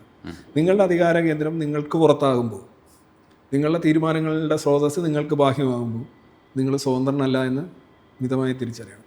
സ്വതന്ത്ര ഇന്ത്യ എന്ന് പറയുമ്പോൾ നിങ്ങളുടെ അധികാര കേന്ദ്രം നിങ്ങളാണ്, നിങ്ങളുടെ തീരുമാനങ്ങൾ നിങ്ങളുടേതാണ്. സ്വതന്ത്രനാണെങ്കിൽ എന്ത് ചെയ്യാൻ കഴിയും? ആ തീരുമാനങ്ങൾ നടപ്പിലാക്കാൻ കഴിയും. അല്ലെന്നുണ്ടെങ്കിൽ എഡിറ്റ് ചെയ്തും പിടിച്ചും ഇത് ചെയ്തും എല്ലാം പറയേണ്ടി വരും. അപ്പോൾ എനിക്ക് ഞാൻ പറയുന്നു എന്താണ് നമ്മൾ തമ്മിലുള്ള വ്യത്യാസം ചോദിക്കും. You are also atheist as far as I know. പക്ഷേ ഞാൻ സ്വതന്ത്രനാണ് എന്ന് പറയുമ്പോൾ ഞാൻ പറയുന്നത് എത്ര കാര്യങ്ങൾ എത്ര ഇടങ്ങളിൽ താങ്കൾക്ക് തോന്നുന്ന അതുപോലെ പറയാനും ചെയ്യാനും താങ്കൾക്ക് കഴിയുമെന്നൊരു ചോദ്യം. ഓക്കെ, നമുക്ക് രണ്ടുപേർക്കും ലംഘിക്കാൻ കഴിയാത്ത കുറേ ഏരിയാസ് ഉണ്ട്. ഇപ്പോൾ ടാക്സ് നമ്മൾ രണ്ടും കൊടുത്തേ വെക്കൂ, കോടതി നിയമം, അത് ഇവിടെ ഒന്നും യാതൊരു രീതിയിലുള്ള പരിശോധനയോ പരിഷ്കരണമോ സാധ്യമല്ല. എന്നാൽ പരിഷ്കരണം സാധ്യമായ ചില കാര്യങ്ങളുണ്ട്. അവിടെ തങ്ങൾക്ക് എനിക്കുള്ള സ്വാതന്ത്ര്യത്തിൻ്റെ അളവ് വ്യത്യസ്തമാകാൻ സാധ്യതയുണ്ട്. എനിക്കറിയില്ല താങ്കൾ എങ്ങനെയാണ് ഫീൽ ചെയ്യുന്നത്. ശരി, അതിൻ്റെ കൂടെ ഉണ്ടായിരുന്നത് ഡീകൺസ്ട്രക്ഷൻ്റെ ഭാഗമായിട്ട് നമ്മൾ ഈ സിനിമയിലൊക്കെ ഇടപെടുന്നത് നല്ലതാണ്. അപ്പോൾ ഈ പ്രഭുവിൻ്റെ വക്കൾ അത്ര നന്നായില്ല. പക്ഷേ അത്തരത്തിലുള്ള ഇനിഷ്യേറ്റീവ്സ് ഒക്കെ എടുത്തിട്ട് ഒരു പ്രചാരണ പരിപാടി ഇത് പ്രചരിപ്പിക്കുക, കുറച്ചുകൂടെ ആൾക്കാരെ നല്ലതിലേക്ക് നയിക്കാൻ പറ്റുമോ എന്നൊക്കെയുള്ള ചിന്തയുണ്ടോ? ഒന്നാമത് മതം പ്രചരിപ്പിക്കുന്നതോ എത്തീസം പ്രചരിപ്പിക്കാൻ പറ്റില്ല. That is a false idea. It's a wrong conclusion actually. കാര്യം മതം എന്ന് പറഞ്ഞാൽ വ്യക്തികൾക്ക് തന്നെ അതിലേക്ക് അല്ലെ വിശ്വാസങ്ങളിലേക്ക് വീഴാനുള്ള ഒരു പ്രവണതയുണ്ട്. കാരണം ഞാൻ പറഞ്ഞില്ല, നമ്മുടെ മസ്തിഷ്കം തന്നെ അലസമായതുകൊണ്ട് കാണാതെ പഠിക്കാതെ അറിയാതെ ഫോളോ ചെയ്യുക എന്നുള്ളത് നമ്മുടെ മസ്തിഷ്കത്തിൻ്റെ ഒരു ഡിഫോൾട്ട് പ്രോഗ്രാമാണ്. ഈ എത്തീസ്റ്റ് എന്ന് പറയുന്നത് പലപ്പോഴും അറിയണം, ചോദ്യങ്ങളുണ്ട്, അതിൻ്റെ ഉത്തരങ്ങൾ കണ്ടെത്തുന്നതാണ്. മതവിശ്വാസി ചോദ്യങ്ങൾ ചോദിക്കാറുണ്ട്, പക്ഷേ അവൻ വ്യാജ ഉത്തരങ്ങളിൽ തൃപ്തനാണ്. അതാണ് ഒരു പ്രശ്നം. 5 എന്താണ് പറയുന്നത്, മാഞ്ചിയും ആട് തേക്ക് പോലെയുള്ള ഉത്തരങ്ങളാണ് ഇതിനകത്ത് വരുന്നത്. പിന്നെ താങ്കൾ പറഞ്ഞ ഈ സിനിമാ നിർമ്മാണം അല്ലെങ്കിൽ കലാരൂപങ്ങളിലൂടെ ഇത് പ്രദർശിപ്പിക്കുക, ഇത് വിസിബിലിറ്റി ഉണ്ടാക്കും. പിന്നെ കല ആസ്വദിക്കപ്പെടണമെങ്കിൽ അത് ആസ്വാദ്യമായിരിക്കണം. അതിൻ്റെ തീം എന്താണ് എന്നുള്ളത് സെക്കൻഡറിയാണ്. കലയ്ക്കൊരു പ്രചരണ പരതയുണ്ട്. ഇപ്പോൾ അയ്യപ്പനും വാവരും എന്ന് പറയുന്ന സിനിമ കാണുന്നത് അതിൻ്റെ കലാമൂല്യമോ അതിൻ്റെ ആസ്വാദന നിലവാരമോ കൊണ്ടാകണമെന്നില്ല. മറിച്ച് അത് ഒരു മതകർമ്മം എന്ന നിലയിൽ അയ്യപ്പനെ സ്ക്രീനിൽ കാണുമ്പോൾ എങ്ങനെ ആക്കുന്ന ആളുകളുണ്ടാവും. അത് ഇപ്പോൾ ഉദാഹരണമായിട്ട് വായന മൈക്കിലൂടെ വരുമ്പം അതിൻ്റെ രാഗവിസ്താരമോ അതിൻ്റെ അനുഭൂതിയോ ഒന്നും വെച്ചുകൊണ്ടല്ല ആളുകൾ അതിങ്ങനെ കേട്ടോണ്ടിരിക്കുന്നത്. അർത്ഥം പോലും അറിയുന്നുണ്ടാവില്ല. അതെല്ലാം മിമിക്സ് പരേഡിൽ പറയുന്നു, രാമനോ തോർത്തില്ല, ലക്ഷ്മണൻ മുണ്ടില്ല എന്നൊക്കെ പറഞ്ഞാലും കുഴപ്പമില്ല. ഇതിങ്ങനെ കേട്ടിങ്ങനെ എരച്ചുകൊണ്ടിരുന്നാൽ തങ്ങൾക്ക് അടുത്ത ജന്മത്തിൽ പുണ്യം കിട്ടും. ഗീതാപാരായണം കേൾക്കുന്ന ആൾക്കും ഗീതാപാരായണം നടത്തുന്ന ആൾക്കും പഠിപ്പിക്കുന്ന ആൾക്കും എല്ലാം പുണ്യം ഉണ്ടെന്നാണ് ഗീതയിൽ തന്നെ പറഞ്ഞിരിക്കുന്നത്, എഴുതി വെച്ചിട്ടുണ്ട് അതിനകത്ത്. ആ രീതിയിലുള്ള ഒരു ആസ്വാദനം നടത്താനായിട്ട് ചില കലകൾ ഈ വിജയിക്കും. എന്നാൽ എത്തീസ്റ്റുകൾ അതേ കണക്ക് എടുത്തു കഴിഞ്ഞാൽ വിജയിക്കില്ല. കാരണം നിങ്ങൾ എത്തീസം കാണാനായിട്ട് ആരാ അന്നേരം അവിടെ പോകേണ്ടത്? എത്തീസ്റ്റുകളാണ്. ഭക്തി സിനിമകൾ കാണാനായിട്ട് ഭക്തരാണ് പോകേണ്ടത്. അതൊരു PK കണ്ട് എല്ലാവരും പൊട്ടിച്ചിരിച്ചു. PK എന്ത്, അതൊരു എത്തീസ് സിനിമയോ അല്ലെങ്കിൽ ക്രിട്ടിക്കൽ സിനിമയോ അല്ല. അത് അത് നേരെ തിരിച്ചാണ്. ഭക്തരുടെ എണ്ണം കൂടുതലായതുകൊണ്ട് ഭക്തി സിനിമ എടുത്തു കഴിഞ്ഞാൽ അത് വിജയിക്കും. എന്നാൽ എത്തീസ്റ്റുകളുടെ എണ്ണം കുറവായതുകൊണ്ട് എത്തീസ്റ്റ് സിനിമ നിങ്ങൾ എടുത്തു കഴിഞ്ഞാൽ സ്വാഭാവികമായിട്ട് അത് അവോയ്ഡ്. അല്ലെന്നുണ്ടെങ്കിൽ അത് നല്ലൊരു വർക്കാണെങ്കിൽ ആ രീതിയിൽ അത് അപ്രീഷിയേറ്റ് ചെയ്യപ്പെടും. അത് വേറെ കാര്യം. പി കെയുടെ കാര്യത്തിൽ ഞാൻ തന്നെ പല തവണ പറഞ്ഞിട്ടുള്ളൊരു കാര്യമാണ്. ഞാൻ കൊല്ലം ധന്യ തിയേറ്ററിലാണ് പി കെ പോയി കാണുന്നത്. പി കെയിൽ ഓരോരോ രംഗങ്ങൾ ഇങ്ങനെ കല്ല് വെച്ചിട്ട് അവിടെ പെട്ടെന്ന് ഒരാൾ ഒരു രൂപ എഴുതുന്നു, പിന്നെ ബാക്കി ഒരു ഇങ്ങനെ കുറേ കാര്യങ്ങൾ കാണുന്നു. എൻ്റെ അടുത്തിരുന്ന ആളുകൾ ഇതങ്ങനെ ചിരിച്ചു മറിയുകയാണ്, ഇരുട്ടിലിരുന്നെങ്കിൽ ചിരിച്ചു മറിയുകയാണ്. ഞാൻ ഇടവേളയായപ്പോൾ തൊട്ടടുത്തിരുന്ന ആളെ നോക്കിയപ്പോഴാണ് അയാൾ ഫുൾ ചരട് കുറി ചാമ്പൽ ടീമാണ്. അയാളുടെ കൈ കണ്ടു കഴിഞ്ഞാൽ ഏതോ പശുവിനെ കയ്യിൽ കെട്ടിയിരിക്കുകയായിരുന്നു എന്ന് തോന്നുന്ന രീതിയിൽ ചരടുകളാണ്. But he's able to enjoy it. പക്ഷെ പുറത്തിറങ്ങി കഴിഞ്ഞാൽ അയാൾ യാതൊരു മാറ്റവും അയാളുണ്ടാവില്ല. അതാണ് കല, ട്രാൻസ്പോർട്ടേഷനാണ്. ആ ഇരുട്ടിൽ അയാളെ മാനസിക ഒരു തലത്തിൽ നിന്ന് മറ്റൊരു തലത്തിലേക്ക് കൊണ്ടുപോകുന്നു. പക്ഷെ അത് അയാളിൽ യാതൊരുവിധ എഡ്യൂക്കേഷണലായിട്ടോ അല്ലെങ്കിൽ റിഫോർമേറ്റീവ് ആയിട്ടുള്ള വാല്യൂ ഇല്ല. അയാൾ അതൊരു കലാസ്വാദകനായിട്ടാണ് അവിടെ ഇരിക്കുന്നത്. പി കെ കണ്ടവരാരും തന്നെ മതം മാറുകയോ അല്ലെങ്കിൽ എത്തിസ്റ്റ് ആകുകയോ ഒന്നും ചെയ്തിട്ടുണ്ടാവുമെന്ന് എനിക്ക് തോന്നുന്നില്ല. മാത്രമല്ല പി കെ എന്താണ്, ഇതെല്ലാം ഇച്ചിരി കുറഞ്ഞ, അതായത് വാറ്റുചാരായമാണ്. നല്ല ഒറിജിനൽ ഫോറിൻ എന്ന് പറയുന്നത് ദൈവം എന്ന് പറയുന്ന സാധനം അത് ശരിയാണ്. പക്ഷെ അത് അന്ധവിശ്വാസ നിർമ്മാർജ്ജനത്തിന് സഹായിക്കില്ല. ഇല്ല, ഏറ്റവും ജനകീയമായ അന്ധവിശ്വാസം ദൈവമാണല്ലോ. ദൈവവും ആത്മാവും പ്രേതവും ഒക്കെ അതിൽ നിന്ന് വരുന്ന സാധനങ്ങളാണിത്. അതായത് വെള്ളത്തിൻ്റെ വെള്ളത്വം പോലെ ഇതൊക്കെ അനുബന്ധ പ്രോഗ്രാംസാണ്. ഈ ദൈവം ഉള്ളതുകൊണ്ടല്ലേ നിങ്ങൾ പൂജ നടത്തുന്നത്, അതുകൊണ്ടല്ലേ നിങ്ങൾ ബലി നടത്തുന്നത്, അതുകൊണ്ടല്ലേ നിങ്ങൾ ചരട് കെട്ടുന്നത്. നിങ്ങൾ പറയുന്ന കാര്യങ്ങളും ചെയ്യുന്ന കാര്യങ്ങൾക്കും അനുസരിച്ച് കൂലി തരുന്ന ഒരു സ്കൈഡാഡി എവിടെയെങ്കിലും നിങ്ങൾക്കുള്ളിലോ പുറത്തോ ഒക്കെ ഉണ്ടെങ്കിലല്ലേ നിങ്ങളിതൊക്കെ ചെയ്യുള്ളൂ. അപ്പോൾ എന്താ പ്രശ്നം? എന്താണ് ഈ ചെയ്യുന്ന സാധനങ്ങളല്ല പ്രശ്നം. പക്ഷെ പരിഷ്കരിക്കണം, നമ്മൾ പരിഷ്കരിച്ചുകൊണ്ടിരിക്കണം. ആക്ച്വലി ഇതെല്ലാം തുടങ്ങുന്നുണ്ട് ഒരു റിവാർഡിങ് സിസ്റ്റം, ഒരു പണിഷിങ് മെക്കാനിസം ഉണ്ട് എന്നുള്ള ഒരു സജീവമായിട്ടുള്ള കോൺഷ്യസ് ആയിട്ടുള്ള ഒരു റിവാർഡിങ് മെക്കാനിസം അല്ലെങ്കിൽ ഒരു പണിഷിങ് സിസ്റ്റം ഉണ്ട് എന്നുള്ള ഒരു വ്യക്തിയുടെ കൺവിക്ഷനിൽ നിന്ന് ആണ് ഈ പറയുന്ന ആചാരാനുഷ്ഠാനങ്ങളെല്ലാം വരുന്നത്. ആചാരാനുഷ്ഠാനങ്ങളൊന്നുമല്ല ആക്ച്വലി, അത് ചേഞ്ച് ചെയ്തുകൊണ്ടിരിക്കുക. അപ്പോൾ കൊടിമരം സ്വർണ്ണ കൊടിമരമാകാം, പക്ഷെ അത് അടിസ്ഥാനപരം എന്ത് മാറ്റം ഉണ്ടാകുന്നു? ശബരിമലയിൽ എന്തെല്ലാം കാര്യങ്ങൾ മാറ്റി. പടിക്ക് സ്വർണം പൂശി, ഇനി വേണമെങ്കിൽ അവിടെ കൊണ്ടുവന്ന് QR കോഡ് വെക്കാം, ഇനി വേണമെങ്കിൽ അവിടെ കൊണ്ടുവന്ന് പിന്നെ മിസൈൽ ഡിഫൻസ് സിസ്റ്റം വെക്കാം, ഏതെങ്കിലും മിസൈലുകൾ അങ്ങോട്ട് വീഴുകയാണെങ്കിൽ അടിച്ചിടാൻ, ഇതെല്ലാം ചെയ്യാം.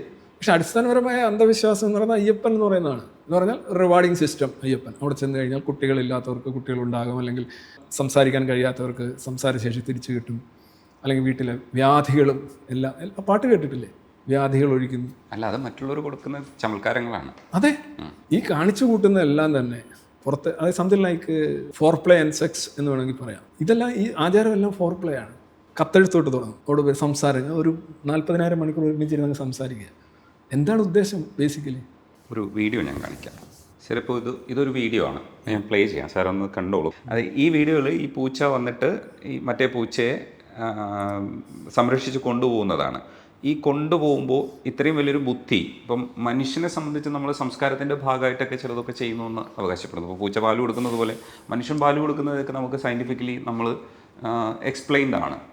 എന്തുകൊണ്ടാണ് ഓസിറ്റോസിൻ എങ്ങനെയാണ് പ്രവർത്തിക്കുന്നതെന്നൊക്കെ നമ്മൾ പഠിച്ചിട്ടുണ്ട്. പക്ഷേ ഈ പ്രവൃത്തിയെ എങ്ങനെയായിരിക്കും നമ്മൾ അതിൻ്റെ ഒരു മെമ്മറിയുടെ ഭാഗമായിട്ട്, ഇല്ലെങ്കിൽ എങ്ങനെയാണ് ഇത് വന്നതെന്നുള്ളത് ഒരു ചോദ്യമാണ്. മദർഹുഡ് എന്ന് പറഞ്ഞൊരു ബ്രെയിൻ പ്രോഗ്രാമാണ്, സെറിബ്രൽ പ്രോഗ്രാമാണ്. അതിനെ സഹായിക്കുന്ന ഒരു ഹോർമോൺ സിസ്റ്റവും അതുപോലെ തന്നെ കുറേ ഇറക്ഷൻസും കുറേ ഗ്രോത്തും ഒക്കെ നമ്മളുടെ ശരീരത്തിൽ ഉണ്ടാകാറുണ്ട്. അപ്പോൾ maternity is a cerebral programme.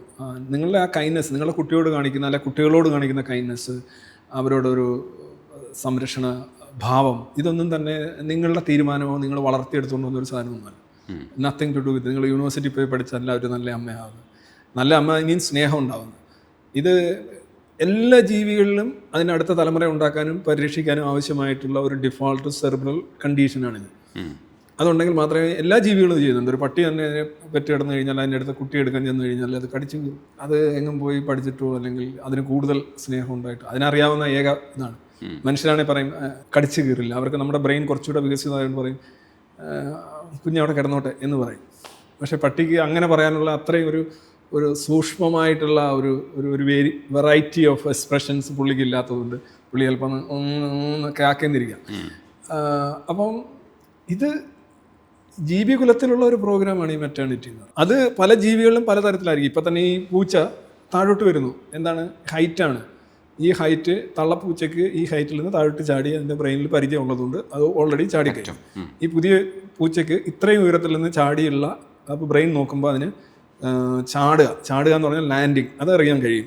Landing ചെയ്യുമ്പോൾ അതിൻ്റെ ഫോളിൽ അതിന് എന്തായിരിക്കും പ്രശ്നം ഉണ്ടാകുക എന്നുള്ളതിനെക്കുറിച്ചൊരു ആശങ്ക ഉള്ളതുകൊണ്ട് അത് മറ്റേ സേഫസ്റ്റ് റൂട്ട് നോക്കുന്നു. എങ്ങനെ നമ്മളൊരു കവുങ്ങിൽ കയറി കഴിഞ്ഞാലും കവുങ്ങിൽ നിന്ന് കൈ വിട്ടിട്ട് മൊത്തം വീഴുന്നതും ഉരഞ്ഞ് താഴെ വരുന്ന 2 എണ്ണം കൊടുത്തു കഴിഞ്ഞാൽ നിങ്ങളുടെ നെഞ്ചും കൂട് മുഴുവൻ തകർന്നാലും ഉരഞ്ഞ് വീഴാനേ നിങ്ങൾ ശ്രമിക്കുകയുള്ളൂ.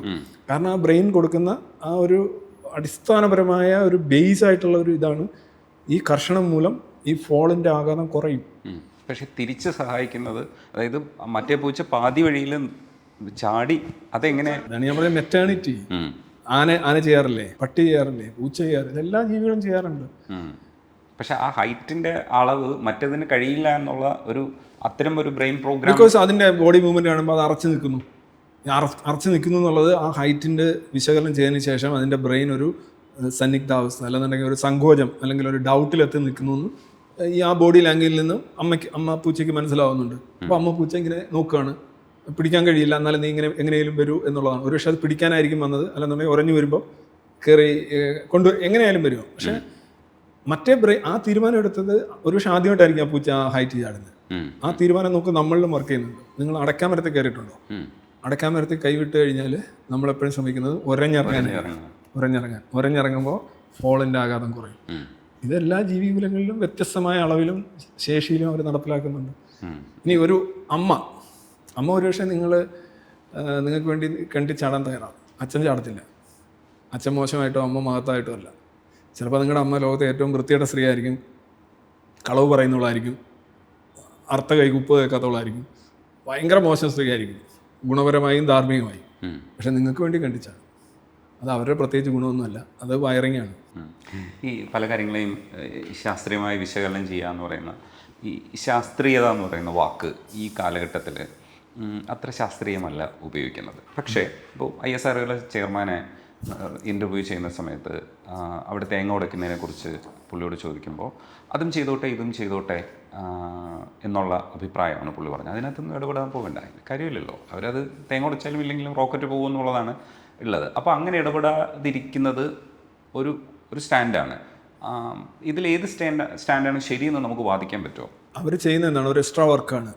ഈ മതം മൊത്തത്തിൽ ചെയ്യും. മതം അല്ലെങ്കിൽ തേങ്ങയും കൂടെ ചിലവാകും, ഒരു തേങ്ങയും കൂടെ ചിലവാകും, ഒരു നാരങ്ങയും കൂടെ ചിലവാകും. ഇല്ല, റോക്കറ്റ് വിക്ഷേപണത്തിന് തന്നെ പറഞ്ഞില്ലേ, മൊത്തം 300,785 പൈസ എന്ന് പറയുമ്പോൾ അവസാനത്തെ 85 പൈസ എന്ന് പറയുന്നത് നാരങ്ങ മുളക് വാങ്ങിച്ചതിൻ്റെ പൈസയാണെന്ന് പറയുന്ന ഒരു കണക്കുണ്ട്. ഇത് ബേസിക്കലി നമ്മളൊരു അന്ധവിശ്വാസി ആയതുകൊണ്ട് നമ്മൾ അതും കൂടെ ചെയ്യുന്നു. ഒരു എക്സ്ട്രാ ആഹാരം കഴിക്കുന്നതിന് മുമ്പ് നമുക്ക് വേണമെങ്കിൽ പറയാം, പ്രാർത്ഥിച്ചിട്ട് കഴിച്ചാൽ നല്ലോണം ദഹിക്കും എന്ന് പറയുന്നു. നിങ്ങൾ പ്രാർത്ഥിച്ചിട്ട് കഴിക്കുന്നത് നല്ലോണം ദഹിക്കുന്നു, അപ്പോൾ നിങ്ങൾ പറയും ദഹനത്തിന് പ്രാർത്ഥനയ്ക്ക് ഒരു പങ്കുണ്ട് എന്ന് പറയുന്നു. ശരിയോ തെറ്റോ? വേറെ പല ആൾക്കാരും പ്രാർത്ഥിക്കാറില്ല, അവരും കഴിക്കുന്നു, അവർക്ക് ദഹിക്കുന്നു, ചിലർക്ക് ദഹിക്കുന്നില്ല. ദഹിക്കാത്തവർ പോയി വേറെ ചികിത്സ തേടിപ്പോകുന്നു. ഇയാൾക്കും ദഹിച്ചില്ലെങ്കിൽ ഇയാൾ എന്ത് പറയും, പ്രാർത്ഥിച്ചിട്ടും ദഹിച്ചില്ല, അപ്പോൾ ദൈവത്തിന് ഓരോ വഴികളുണ്ടെന്ന് പറഞ്ഞ് ചികിത്സ തേടിപ്പോകും.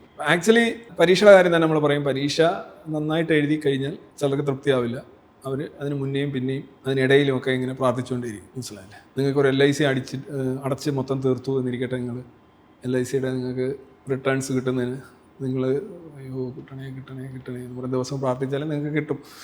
ഞാനും കുറേ LIC എടുത്തിട്ടുണ്ട്, ഞാൻ പ്രാർത്ഥിക്കുന്നില്ല, എനിക്കും കിട്ടും. അപ്പോൾ ഒരു എക്സ്ട്രാ വർക്ക്, അതായത് നിങ്ങൾക്ക് വേണമെങ്കിൽ ഇപ്പോൾ രജനീഷ് പാലാരി വട്ടത്തിൽ നിന്ന് വേറൊരു വട്ടത്തിലേക്ക് പോകുന്നു വേണമെന്നുണ്ടെങ്കിൽ നിങ്ങൾ പോകുന്നിടത്തെല്ലാം അവിടെ കാണുന്ന സർവേക്കല്ലിലേക്ക് ഒരു തട്ട് തട്ടിയിട്ട് പോകാം. എന്നിട്ട് വീട്ടിൽ വന്ന് ഭാര്യയോട് പറയാം, നോക്കൂ ഞാനിങ്ങനെ എല്ലാ സർവേക്കല്ലിലും തട്ടിയാണ് പോയത്, അതുകൊണ്ട് ഒരൊറ്റ വണ്ടി എന്നെ തട്ടിയില്ല, കാരണം ഞാൻ തട്ടി എന്ന് പറഞ്ഞാൽ തെറ്റാണെന്ന് നിലയ്ക്കാൻ ഭാര്യയ്ക്കും പറ്റില്ല, നിങ്ങൾക്കും പറ്റില്ല. കാരണം വെച്ചാൽ നിങ്ങൾ ആ ട്രാക്കിലാണ് പോകുന്നത്. അല്ല, അവരങ്ങനെ പൊക്കോട്ടെ എന്ന് വിചാരിച്ചൂടെ? അല്ല, അവരങ്ങനെ പോകുന്നതിന്റെ പ്രശ്നം അതാണല്ലോ പ്രശ്നം. ഈ വന്നിച്ചില്ലെങ്കിലും നിന്ദിക്കരുത് എന്ന് പറയുന്ന സെന്റൻസ് ആണ്, അതാണല്ലോ പ്രശ്നം. ഈ മതവിശ്വാസം എന്ന് പറയുന്നത് നിങ്ങൾ പറയുന്നത് നിർദോഷമായിട്ടുള്ള ഒരു പാരലൽ വേൾഡ് ജീവിതമായിരുന്നെങ്കിൽ നമ്മളെന്തിനാ എന്നെ പറയാൻ പോകുന്നത്? മതവിശ്വാസം അങ്ങനെയല്ല. It's not a private thing as they claim that it is private. It's never private. എങ്ങനെയാണ് ഒരു കോളാമ്പി നിങ്ങളുടെ കർണപ്പടം അടിച്ചു പൊട്ടിക്കുന്നത്? എങ്ങനെയാണ് നിങ്ങളിപ്പോൾ എത്ര മണിക്കൂർ എടുത്തു എന്നല്ലേ പറഞ്ഞു? അതിൻ്റെ കാരണം എന്ന് പറഞ്ഞു കഴിഞ്ഞാൽ ഇത് ചിലപ്പോൾ ഒരു റിലീജിയസ് ഫെസ്റ്റിവലായിരിക്കും, നിങ്ങളുടെ വണ്ടി കൊണ്ടുവന്നിരുന്നു അവിടെ കിടക്കട്ടെ എന്ന് പറയുന്നു, അല്ലെങ്കിൽ ആംബുലൻസ് അവിടെ നിൽക്കട്ടെ, പൊങ്കാല നടക്കട്ടെ എന്ന് പറയുന്ന ഒരു സംഗതി. ഇനി ഇത് മാത്രമല്ലല്ലേ, നിങ്ങളെ പഠിക്കുന്ന പുസ്തകത്തിലും കഴിക്കുന്ന ആഹാരത്തിലും കുടിക്കുന്ന വെള്ളത്തിലും കല്യാണം കഴിക്കുന്നു, എല്ലായിടത്തും ഈ സാധനം വന്ന് കയറി നിങ്ങളെ ഞെരുക്കുന്നു, സമ്മർദ്ദത്തിലാക്കുന്നു, നിങ്ങൾ അതനുസരിച്ച് ജീവിക്കേണ്ടി വരുന്നു. ആയിരക്കണക്കിന് വർഷങ്ങൾക്ക് മുന്നേ ഉണ്ടായിരുന്ന ലോക വീക്ഷണം അനുസരിച്ചാണ് ഇന്നത്തെ മനുഷ്യനും ഇനി ജനിക്കാനിരിക്കുന്ന കുട്ടികളും ജീവിക്കേണ്ടതെന്ന് പറയുന്നു. അപ്പോൾ stem cells development for example, അത് മനുഷ്യന് അതിനകത്തുള്ള വളരെ ഉത്പാദനപരവും പുരോഗമനപരവുമായിട്ടുള്ള അതിനകത്തുണ്ടാകുന്ന മാറ്റങ്ങളെ തടയുകയാണ്. സ്റ്റെം സെല്ലിന് തന്നെ ജീവനുണ്ട്, അതുകൊണ്ട് ഒരു ജീവനെ നശിപ്പിച്ചുകൊണ്ട് നിങ്ങളൊരു പരീക്ഷണം നടത്തരുതെന്ന് പറഞ്ഞു. എന്നാൽ മറുവശത്ത് സയൻസ് പറയുന്നു ഇത് നിങ്ങൾ പല രോഗികളെയും രക്ഷിക്കാൻ കഴിയുന്ന ഒരു കാര്യമാണെന്ന് പറഞ്ഞു. അപ്പോൾ ശാസ്ത്ര രംഗത്തായാലും ചികിത്സാ രംഗത്താണേലും സാമൂഹ്യ രംഗത്താണേലും, സാമൂഹ്യ രംഗത്ത് തന്നെ നോക്കുക, സ്ത്രീകൾക്ക് വോട്ടവകാശം കിട്ടുന്ന 20-ാം നൂറ്റാണ്ടിലാണ്. പ്രമുഖ രാജ്യങ്ങളെല്ലാം തന്നെ, ബ്രിട്ടനിൽ പോലും എൻ്റെ ഓർമ്മ ശരിയാണെങ്കിൽ 1924 അപ്പോൾ ഇതെങ്ങനെ വരുന്നു? സ്ത്രീ പുരുഷൻ്റെ ക്രിയേഷനാണ് സ്ത്രീ, അല്ലെ പുരുഷനിൽ നിന്നാണ് സ്ത്രീ വരുന്നത്, സെക്കൻഡറി ആണ്, ഒരു ജിസയ ലൈഫാണ് സ്ത്രീക്കുള്ളത് എന്നുള്ള ഒരു ബോധ്യത്തിൽ നിന്നാണ് ഈ സാമൂഹ്യ പരിഷ്കരണം ഇത്രയും വൈകിയത്. ഇപ്പോൾ ജെൻഡർ ഈക്വാലിറ്റി ഇപ്പോഴും എന്തുകൊണ്ടാണ് ഏകീകൃത സിവിൽ കോഡ് ജെൻഡർ ഈക്വാലിറ്റിയും കൊണ്ടുവരുമ്പോൾ അതിനെതിരെ ആളുകൾ തെരുവിൽ ഉറഞ്ഞു തുള്ളുകയും, ഉറഞ്ഞു തുള്ളുന്നവർക്ക് വേണ്ടി മറ്റു ചിലർ ഒന്നും അറിയാതെ ഉറഞ്ഞു തുള്ളുന്നത്, ഒന്നും അറിയാതെ ഞാൻ പറയുന്നില്ല, അറിഞ്ഞുകൊണ്ട് തന്നെ ഉറഞ്ഞു തുള്ളുന്നത് എന്തുകൊണ്ടായിരിക്കും? കാരണം ഈ ഒരു കട്ട പിടിച്ച വിശ്വാസം കിടക്കുകയാണ്. സ്ത്രീ അല്ല സാമ്പത്തിക കാര്യങ്ങൾ നോക്കേണ്ടത്, അവളതിന് പ്രാപ്തയല്ല എന്നുള്ളൊരു സംഗതിയാണ് നിങ്ങൾ വളരെ വ്യാഖ്യാനിച്ച് ഓക്സ്ഫോർഡിലേക്ക് അവതരിപ്പിക്കുന്നത്. ഇതൊരു സ്വകാര്യമായിട്ട് അങ്ങനെ പൊയ്ക്കോട്ടെ എന്ന് വെക്കാൻ പറയുന്ന കാര്യമല്ല ഇത്. നിങ്ങളുടെ രാഷ്ട്രീയം തന്നെ, നിങ്ങളുടെ രാജ്യം ഉണ്ടാക്കിയത് മതമല്ലേ? മതം പ്രസവിച്ച രാജ്യമല്ലേ? എങ്ങനെയാണ് ഈ രാജ്യത്തിന് ഇങ്ങനെ ഒരു അതിർത്തി ഉണ്ടായത്? മതം കാരണമല്ലേ? അപ്പോൾ നിങ്ങൾ പറയുന്നത് അത് വളരെ നിസ്സാരമായ അങ്ങോട്ട് പോട്ടെ എന്ന് പറയാം. നിങ്ങളുടെ പാർട്ടികളെല്ലാം എന്തിനു വേണ്ടിയാണ് പ്രവർത്തിക്കുന്നത്? മതത്തിനൊന്നും പറ്റരുതേ, ദേ ആർ സെക്യൂരിറ്റി ഗാർഡ്സ്, കമാൻഡോകളാണ്. നമ്മുടെ കേരളത്തിലെ പാർട്ടികളെ നോക്കുക, അവർ കരിമ്പൂച്ചകളാണ്, മതത്തിൻ്റെ കരിമ്പൂച്ചകളാണ്. പക്ഷെ ഇപ്പോൾ ശബരിമല തന്നെ നടപ്പാക്കാൻ ശ്രമിച്ചപ്പോൾ പറ്റാത്തതുകൊണ്ട് അവർ റിവേഴ്സ് പോകുമ്പോൾ ഇല്ലെങ്കിൽ മറ്റൊരു പാർട്ടി അത് ആ സ്പേസ് എടുക്കുകയല്ലേ? ശബരിമല എന്താ നടപ്പാക്കാൻ ശ്രമിച്ചത് എനിക്ക് മനസ്സിലായി. അവർ പറഞ്ഞത് കപട ഭക്തരാണെന്നാ. എനിക്കത് ഭയങ്കര ഇതായിട്ട് തോന്നി. കപട ഭക്തരാണ് ഏറ്റവും നല്ല മനുഷ്യർ. എൻ്റെ ഒരു വാദം ത്രൂ ഔട്ട് ഈ അഭിമുഖത്തിൽ, കപട ഭക്തർ എന്ന് പറഞ്ഞാൽ വെളിവുള്ള വെള്ളിയാഴ്ചയുള്ള മനുഷ്യരെയാണ് കപട ഭക്തർ എന്ന് വിളിക്കുന്നത്. അവരാണ് പ്രായോഗികതയുള്ളത്, അവരെ കൊണ്ടാണ് മറ്റുള്ളവർക്ക് ഉപകാരമുള്ളത്. യഥാർത്ഥ ഭക്തർ, യഥാർത്ഥ കമ്മ്യൂണിസ്റ്റ് എന്നൊക്കെ പറയുന്നതാണ് അതിമാരകമായിരിക്കും. പക്ഷേ ഈ കമ്മ്യൂണിസ്റ്റ് പാർട്ടികളൊക്കെ ഇപ്പോൾ പിന്നാക്കം പോകുന്നത് മറ്റൊരു പാർട്ടി അതിനെ എവിടുന്ന് പിന്നാക്കം പോയി? ശബരിമല വിധി നടപ്പാക്കാൻ ശ്രമിക്കുമ്പോൾ ഉണ്ടാകുന്ന കോലാഹലത്തിലാണ് ഇപ്പോൾ ഈ അയ്യപ്പ സംഗമത്തിലേക്ക് എത്തി നിൽക്കുന്നത്. അപ്പം അവിടെ മറ്റൊരു പാർട്ടി അത് ഉപയോഗിക്കാൻ ശ്രമിക്കുമ്പോൾ ആ ചാനൽ പോലും റേറ്റിംഗിലേക്ക് വരുന്ന ഒറ്റ സംഭവത്തോടു കൂടിയാണ്. അപ്പം എങ്ങനെ ഒന്ന് I don't think that they were serious about it. രണ്ട്, അവർക്ക് ഒരു ഒപ്റ്റിക്സിനാണ് ശ്രമിച്ചത്. അത് അവരുടെ വിശ്വാസപരമായിട്ടോ പുരോഗമനപരമായിട്ടോ ചെയ്തതല്ല, അവരുടെ രാഷ്ട്രീയപരമായ കണക്കുകൂട്ടലുകളാണ്. ആക്ച്വലി അവർക്ക് പിന്നോക്കേണ്ടി വന്നത്, ഇപ്പോൾ ഈ മതവിശ്വാസികളുടെ ഇടയിൽ ഒരു ഐക്യമുണ്ട്. നിൻ്റെ അന്ധവിശ്വാസം നിനക്കും, എൻ്റെ അന്ധവിശ്വാസം എനിക്കും. അന്ധവിശ്വാസങ്ങൾക്കെതിരെ നീ എന്നെ കുത്തി പറയരുത്, ഞാൻ നിന്നെ കുത്തി പറയരുത്, നമുക്കെല്ലാം എതിർക്കാനുള്ളത് നാസ്തികരും നിരീശ്വരവാദികളുമാണ് എന്നൊരു അബോധപൂർവമായ ധാരണയുണ്ട്. ഈ ഒരിക്കലും ഇവിടുത്തെ മുസ്ലിം ലീഗ് ശബരിമലയെക്കുറിച്ച് മോശമായിട്ട് പറയില്ലല്ലോ, പറയുമില്ല. ഇവിടുത്തെ ഹിന്ദു ഐക്യവേദി, പിന്നെ വേറെ തങ്ങളോ പിന്നെ എന്താ പറയുന്നത്, അങ്ങനെ ആളുകളെ കുറിച്ച് മോശമായിട്ട് പറയില്ലല്ലോ, അവർ പറയില്ല. അവരെല്ലാം വല്ല ഫേക്ക് ഐഡിയിലൊക്കെ ആയിരിക്കും എന്ന് പറയുന്നത് പരസ്പരം. ഇതുണ്ടാവും, സാധനം ഇല്ലയെന്ന് അർത്ഥമില്ല. അവർ എടുക്കുന്നത് പറഞ്ഞാൽ ഞാൻ അങ്ങോട്ട് തൊടുത്തു കഴിഞ്ഞാൽ അവ ഇങ്ങോട്ട് മിസൈൽ വിട്ട് കഴിഞ്ഞാൽ അവ ഇങ്ങോട്ട് മിസൈൽ, അവൻ്റെ കയ്യിലുണ്ട് മിസൈൽ, എൻ്റെ കയ്യിലുണ്ട് മിസൈൽ, ഇവിടെയും പ്രശ്നമുണ്ട് അവിടെയും പ്രശ്നമുണ്ട്. അപ്പോൾ ആ ഒരു രീതി വെച്ച് നോക്കുമ്പോൾ ഈ രാഷ്ട്രീയത്തിൽ പലപ്പോഴും ആളുകൾ ഒരു ഒപ്റ്റിക്സിനാണ് പ്രാധാന്യം. നിങ്ങൾ എന്ത് ചെയ്യുന്നു എന്നുള്ളതല്ല, എന്ത് ചെയ്യുന്നു എന്ന് മറ്റുള്ളവർ മനസ്സിലാക്കുന്നു എന്നുള്ളതിനാണ് പ്രാധാന്യം. അപ്പോൾ അങ്ങനെ ചെയ്തതായിട്ടാണ് എനിക്ക് തോന്നുന്നത്. അല്ല, അത് വസ്തുതാപരമായി വിലയിരുത്തുമ്പോൾ ശരിക്കും അങ്ങനെ ഒരു സ്ത്രീ പ്രവേശനത്തിന് സർക്കാർ ശ്രമിച്ചു, അത് ഫാക്റ്റാണ്. അപ്പോൾ ശ്രമിച്ചു എന്ന് അവർ ഓൺ ചെയ്യുന്നുണ്ടോ? ശ്രമിച്ചു എന്ന് തന്നെയാണ് നമുക്ക് ആദ്യഘട്ടത്തിലൊക്കെ മനസ്സിലാക്കുന്നത്. പിന്നീടാണ് പിന്നാക്കം മാറിയതും സ്റ്റേറ്റ്മെൻറ്റ്സ് മാറിയതും. അവർ പറഞ്ഞിരുന്നത് ഇതാണ്, എൻ്റെ ഔദ്യോഗിക ഭാഷയായിട്ട് ഞാൻ മനസ്സിലാക്കിയത്, ആരെങ്കിലും പോകുന്നതിന് എതിരായ ഒരു നിയമം നിലവിലില്ല. അത് അതിന് വേണ്ടിയിട്ട് ആണ് പോലീസിനെയൊക്കെ ഒരുക്കി നിർത്തിയത്. പോലീസിനെ അങ്ങനെയാണല്ലോ സ്റ്റേറ്റ് ചെയ്യേണ്ടത്. അതായത് നിയമാനുസൃതമായി ജീവിക്കുന്ന മനുഷ്യന് ആ നിയമാനുസൃതമായി ജീവിക്കാനായിട്ട് തടസ്സങ്ങളുണ്ടെങ്കിൽ അതിന് സുരക്ഷിതത്വം ഒരുക്കാൻ സ്റ്റേറ്റിന് ബാധ്യതയില്ലേ? അതുകൊണ്ട് ഞങ്ങൾ ചെയ്യുന്നതാണ് അവർ പറഞ്ഞത്. അല്ല, അവർ ചെയ്തു, പക്ഷേ അഭിപ്രായം എതിരായപ്പോൾ അത് പിൻവലിക്കാനും തയ്യാറായി. അതാണ് തെറ്റ്. അല്ല, അത് ശരിയായ നിലപാടല്ലേ? അതെങ്ങനെ ശരിയായ നിലപാടാവുന്നത്?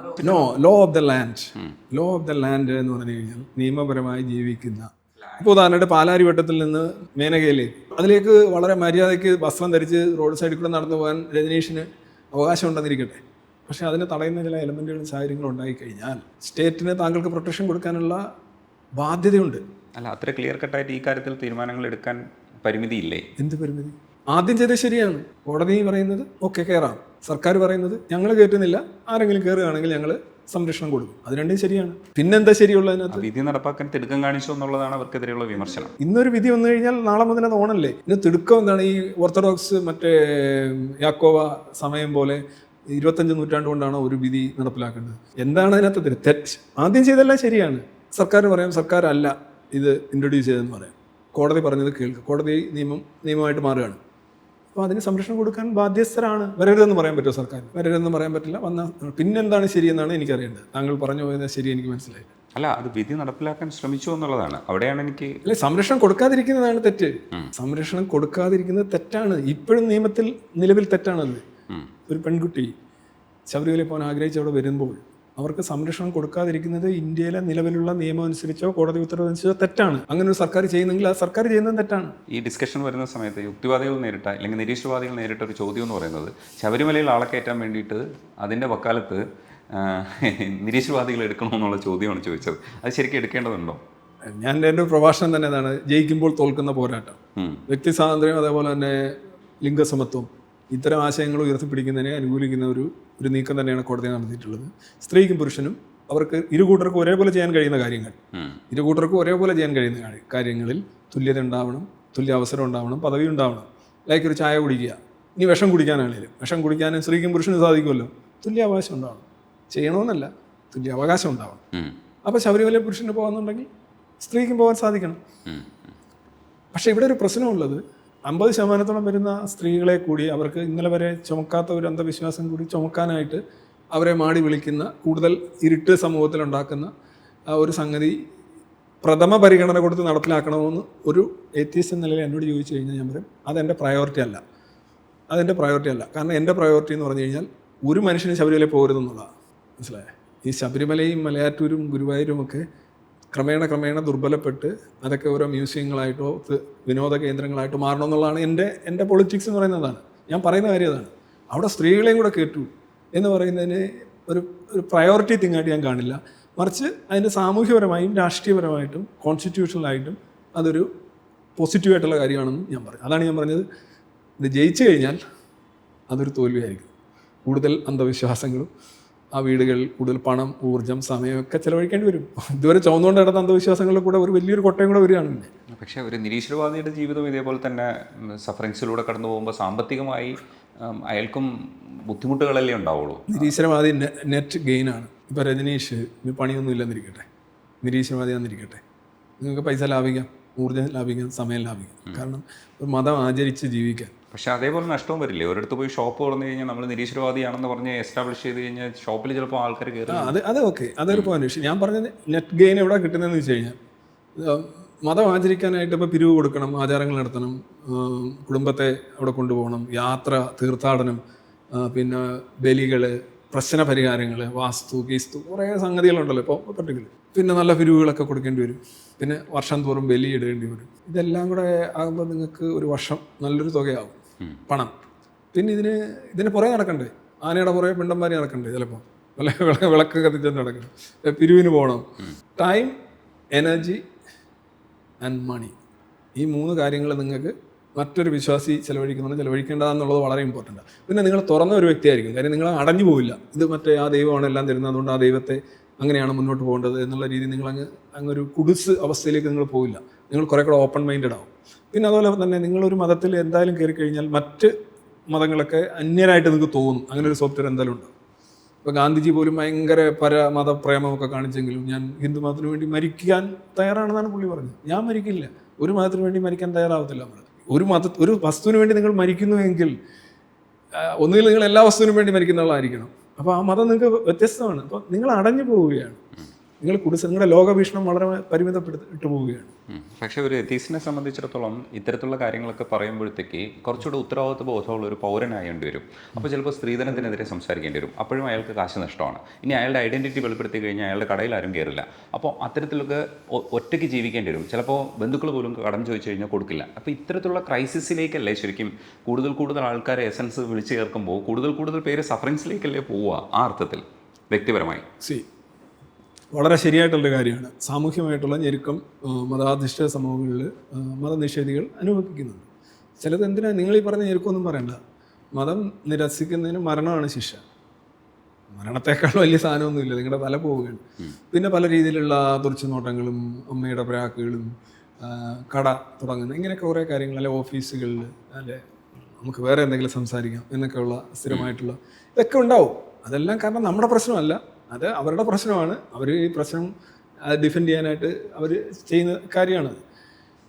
പക്ഷേ സാമ്പത്തിക ഒരു പ്രശ്നമാണ്. സാമ്പത്തികമായ ഒരുമാതിരി ഭദ്രതയില്ലെന്നുണ്ടെങ്കിൽ ഈ സമൂഹം ചെലുത്തുന്ന ഞെരുക്കം അത് പലർക്കും ഒരു ബുദ്ധിമുട്ടായിട്ട് തോന്നും. അതിനെക്കുറിച്ച് നമ്മൾ രണ്ട് അഭിപ്രായം ഞാൻ ഇതുവരെ പറഞ്ഞിട്ടില്ല. I always use to tell that it's difficult. പക്ഷേ കൂടുതൽ ആളുകൾ വരുന്നതനുസരിച്ച് ഇത് നോർമലൈസ്ഡ് ആകും. ഏത്തീസം, മതനിഷേധമൊക്കെ നോർമലൈസ്ഡ് ആക്കുക അല്ലെങ്കിൽ ആക്കുക എന്നുള്ളതാണ് ഈ വിസിബിലിറ്റി കൂടി. ഇപ്പോൾ ലിറ്റ്മസിലൊക്കെ നമ്മൾ ശ്രമിക്കുന്നത് ഒരു ആയിരക്കണക്കിന് ആളുകൾ മതനിഷേധികൾ, മതനിരാസം ആഗ്രഹിക്കുന്നവരോ പ്രാപിച്ചവരോ ആയിട്ടുള്ള മനുഷ്യർ ഒരിടത്ത് ഒത്തുകൂടുമ്പോൾ ഇങ്ങനെയൊക്കെ ഉണ്ടോ, ഇങ്ങനെയൊക്കെ ആയാലും കുഴപ്പമില്ല, ഇങ്ങനെയും കുറേ ആളുകളുണ്ട്, എന്നാൽ ഇങ്ങനെ ആകാം, ഞാൻ ഒറ്റയ്ക്കല്ല. പല ഈ ഒരു 30-35 ലക്ഷം പേര്, ഒരു 10% കേരള ജനതയിൽ എന്തായാലും ഇത് ഉടായ്പാണ്, ഇത് ഡ്യൂപ്ലി പരിപാടിയാണെന്ന് അറിയുന്നവരായിരിക്കും. പക്ഷെ അതിലൊരു ശതമാനം പോലും ആളുകൾ പോലും പബ്ലിക്കായിട്ട് വരാറില്ല. ക്ലോസറ്റ് ലൈഫാണ്. ഈ ക്ലോസറ്റ് ലൈഫ് ആയിക്കൊണ്ട് പ്രത്യേകിച്ച് ഗുണമൊന്നുമില്ല. അവരുടെ വീട്ടിൽ പോലും അവർ അഭിനയിക്കുകയായിരിക്കും. അപ്പം ഈ കുറച്ച് അഭിനയിക്കൂ എന്നാണ് ലിറ്റ്മസ് പറയുന്നത്. പക്ഷെ അവർ പോയിട്ട് ഇവിടുന്ന് ചാർജഡായി പോയിട്ട് അവിടെ പോയി നേരിടാൻ പോകുന്നത് കുടുംബത്തിൻ്റെ പ്രോബ്ലംസ് ആണ്. ഇപ്പോൾ ഈ അടുത്ത കാലത്ത് മകളുടെ കല്യാണം നടത്താൻ വേണ്ടിയിട്ട് ഒരു അച്ഛൻ ശ്രമിക്കുന്ന സമയത്ത് അയാൾ മതാചാരപ്രകാരം നടത്തില്ല എന്ന് വാശി പിടിക്കുന്നു.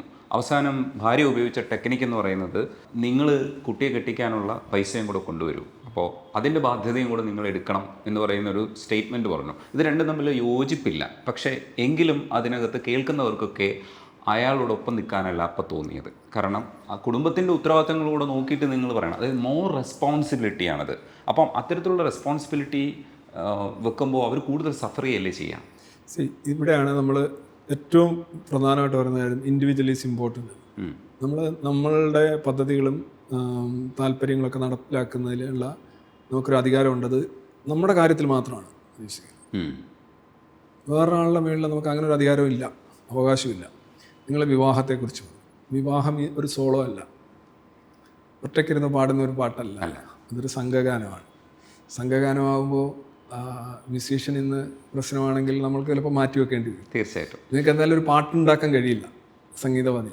അപ്പം നമുക്കുപരിയായിട്ടുള്ള ഘടകങ്ങൾ നിർണായകമായിരിക്കുന്ന വ്യക്തിബന്ധങ്ങളായാലും സാമൂഹിക സാഹചര്യങ്ങളിലായാലും പലപ്പോഴും നിങ്ങൾ നിസ്സഹായമായി പോകുന്ന അവസ്ഥയുണ്ടാവും. നിങ്ങളുടെ പദ്ധതി നിങ്ങൾക്ക് നടപ്പിലാക്കാൻ കഴിയും, നിങ്ങളുടെ ആഗ്രഹം നടപ്പിലാക്കാൻ കഴിയാത്ത അവസ്ഥയുണ്ടാവും. അതിന് നിങ്ങളെ കുറ്റപ്പെടുത്തുന്ന ഒരു രീതി എനിക്കില്ല.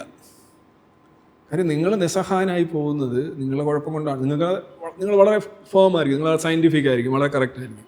പക്ഷേ ഇത് നിങ്ങൾ മാത്രം വിചാരിച്ചാൽ നടക്കുന്ന ഒരു കാര്യമല്ല എങ്കിൽ, ഇപ്പോൾ ഉദാഹരണമായിട്ട് നിങ്ങളുടെ കാർ ഓടിച്ച് കൃത്യസമയത്തൊരു എത്തണമെന്ന് പറഞ്ഞു കഴിഞ്ഞാൽ നിങ്ങളാണ് വണ്ടി ഓടിക്കുന്നതെങ്കിൽ നിങ്ങൾ എത്തില്ല, നിങ്ങളെ എനിക്ക് കുറ്റപ്പെടുത്താം.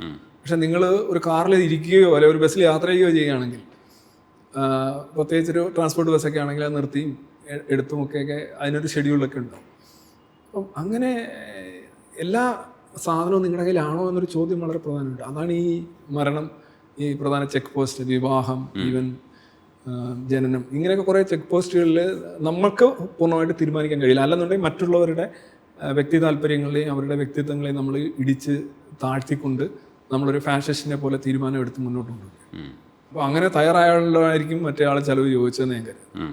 അപ്പം വഴങ്ങി കൊടുക്കേണ്ടതെന്ന് പറഞ്ഞു. ഇൻഡിവിജ്വലീസ് ഇമ്പോർട്ടൻ്റ് എന്ന് ചിന്തിച്ചു കഴിഞ്ഞാൽ നിങ്ങൾ അത് ചെയ്യുന്നുണ്ടോ, നിങ്ങൾക്ക് മാത്രമായി ഉള്ള ഒരിടത്ത് നിങ്ങൾ ചെയ്യുന്നുണ്ടോ എന്ന് മാത്രമല്ല പറയാൻ കഴിയുള്ളൂ.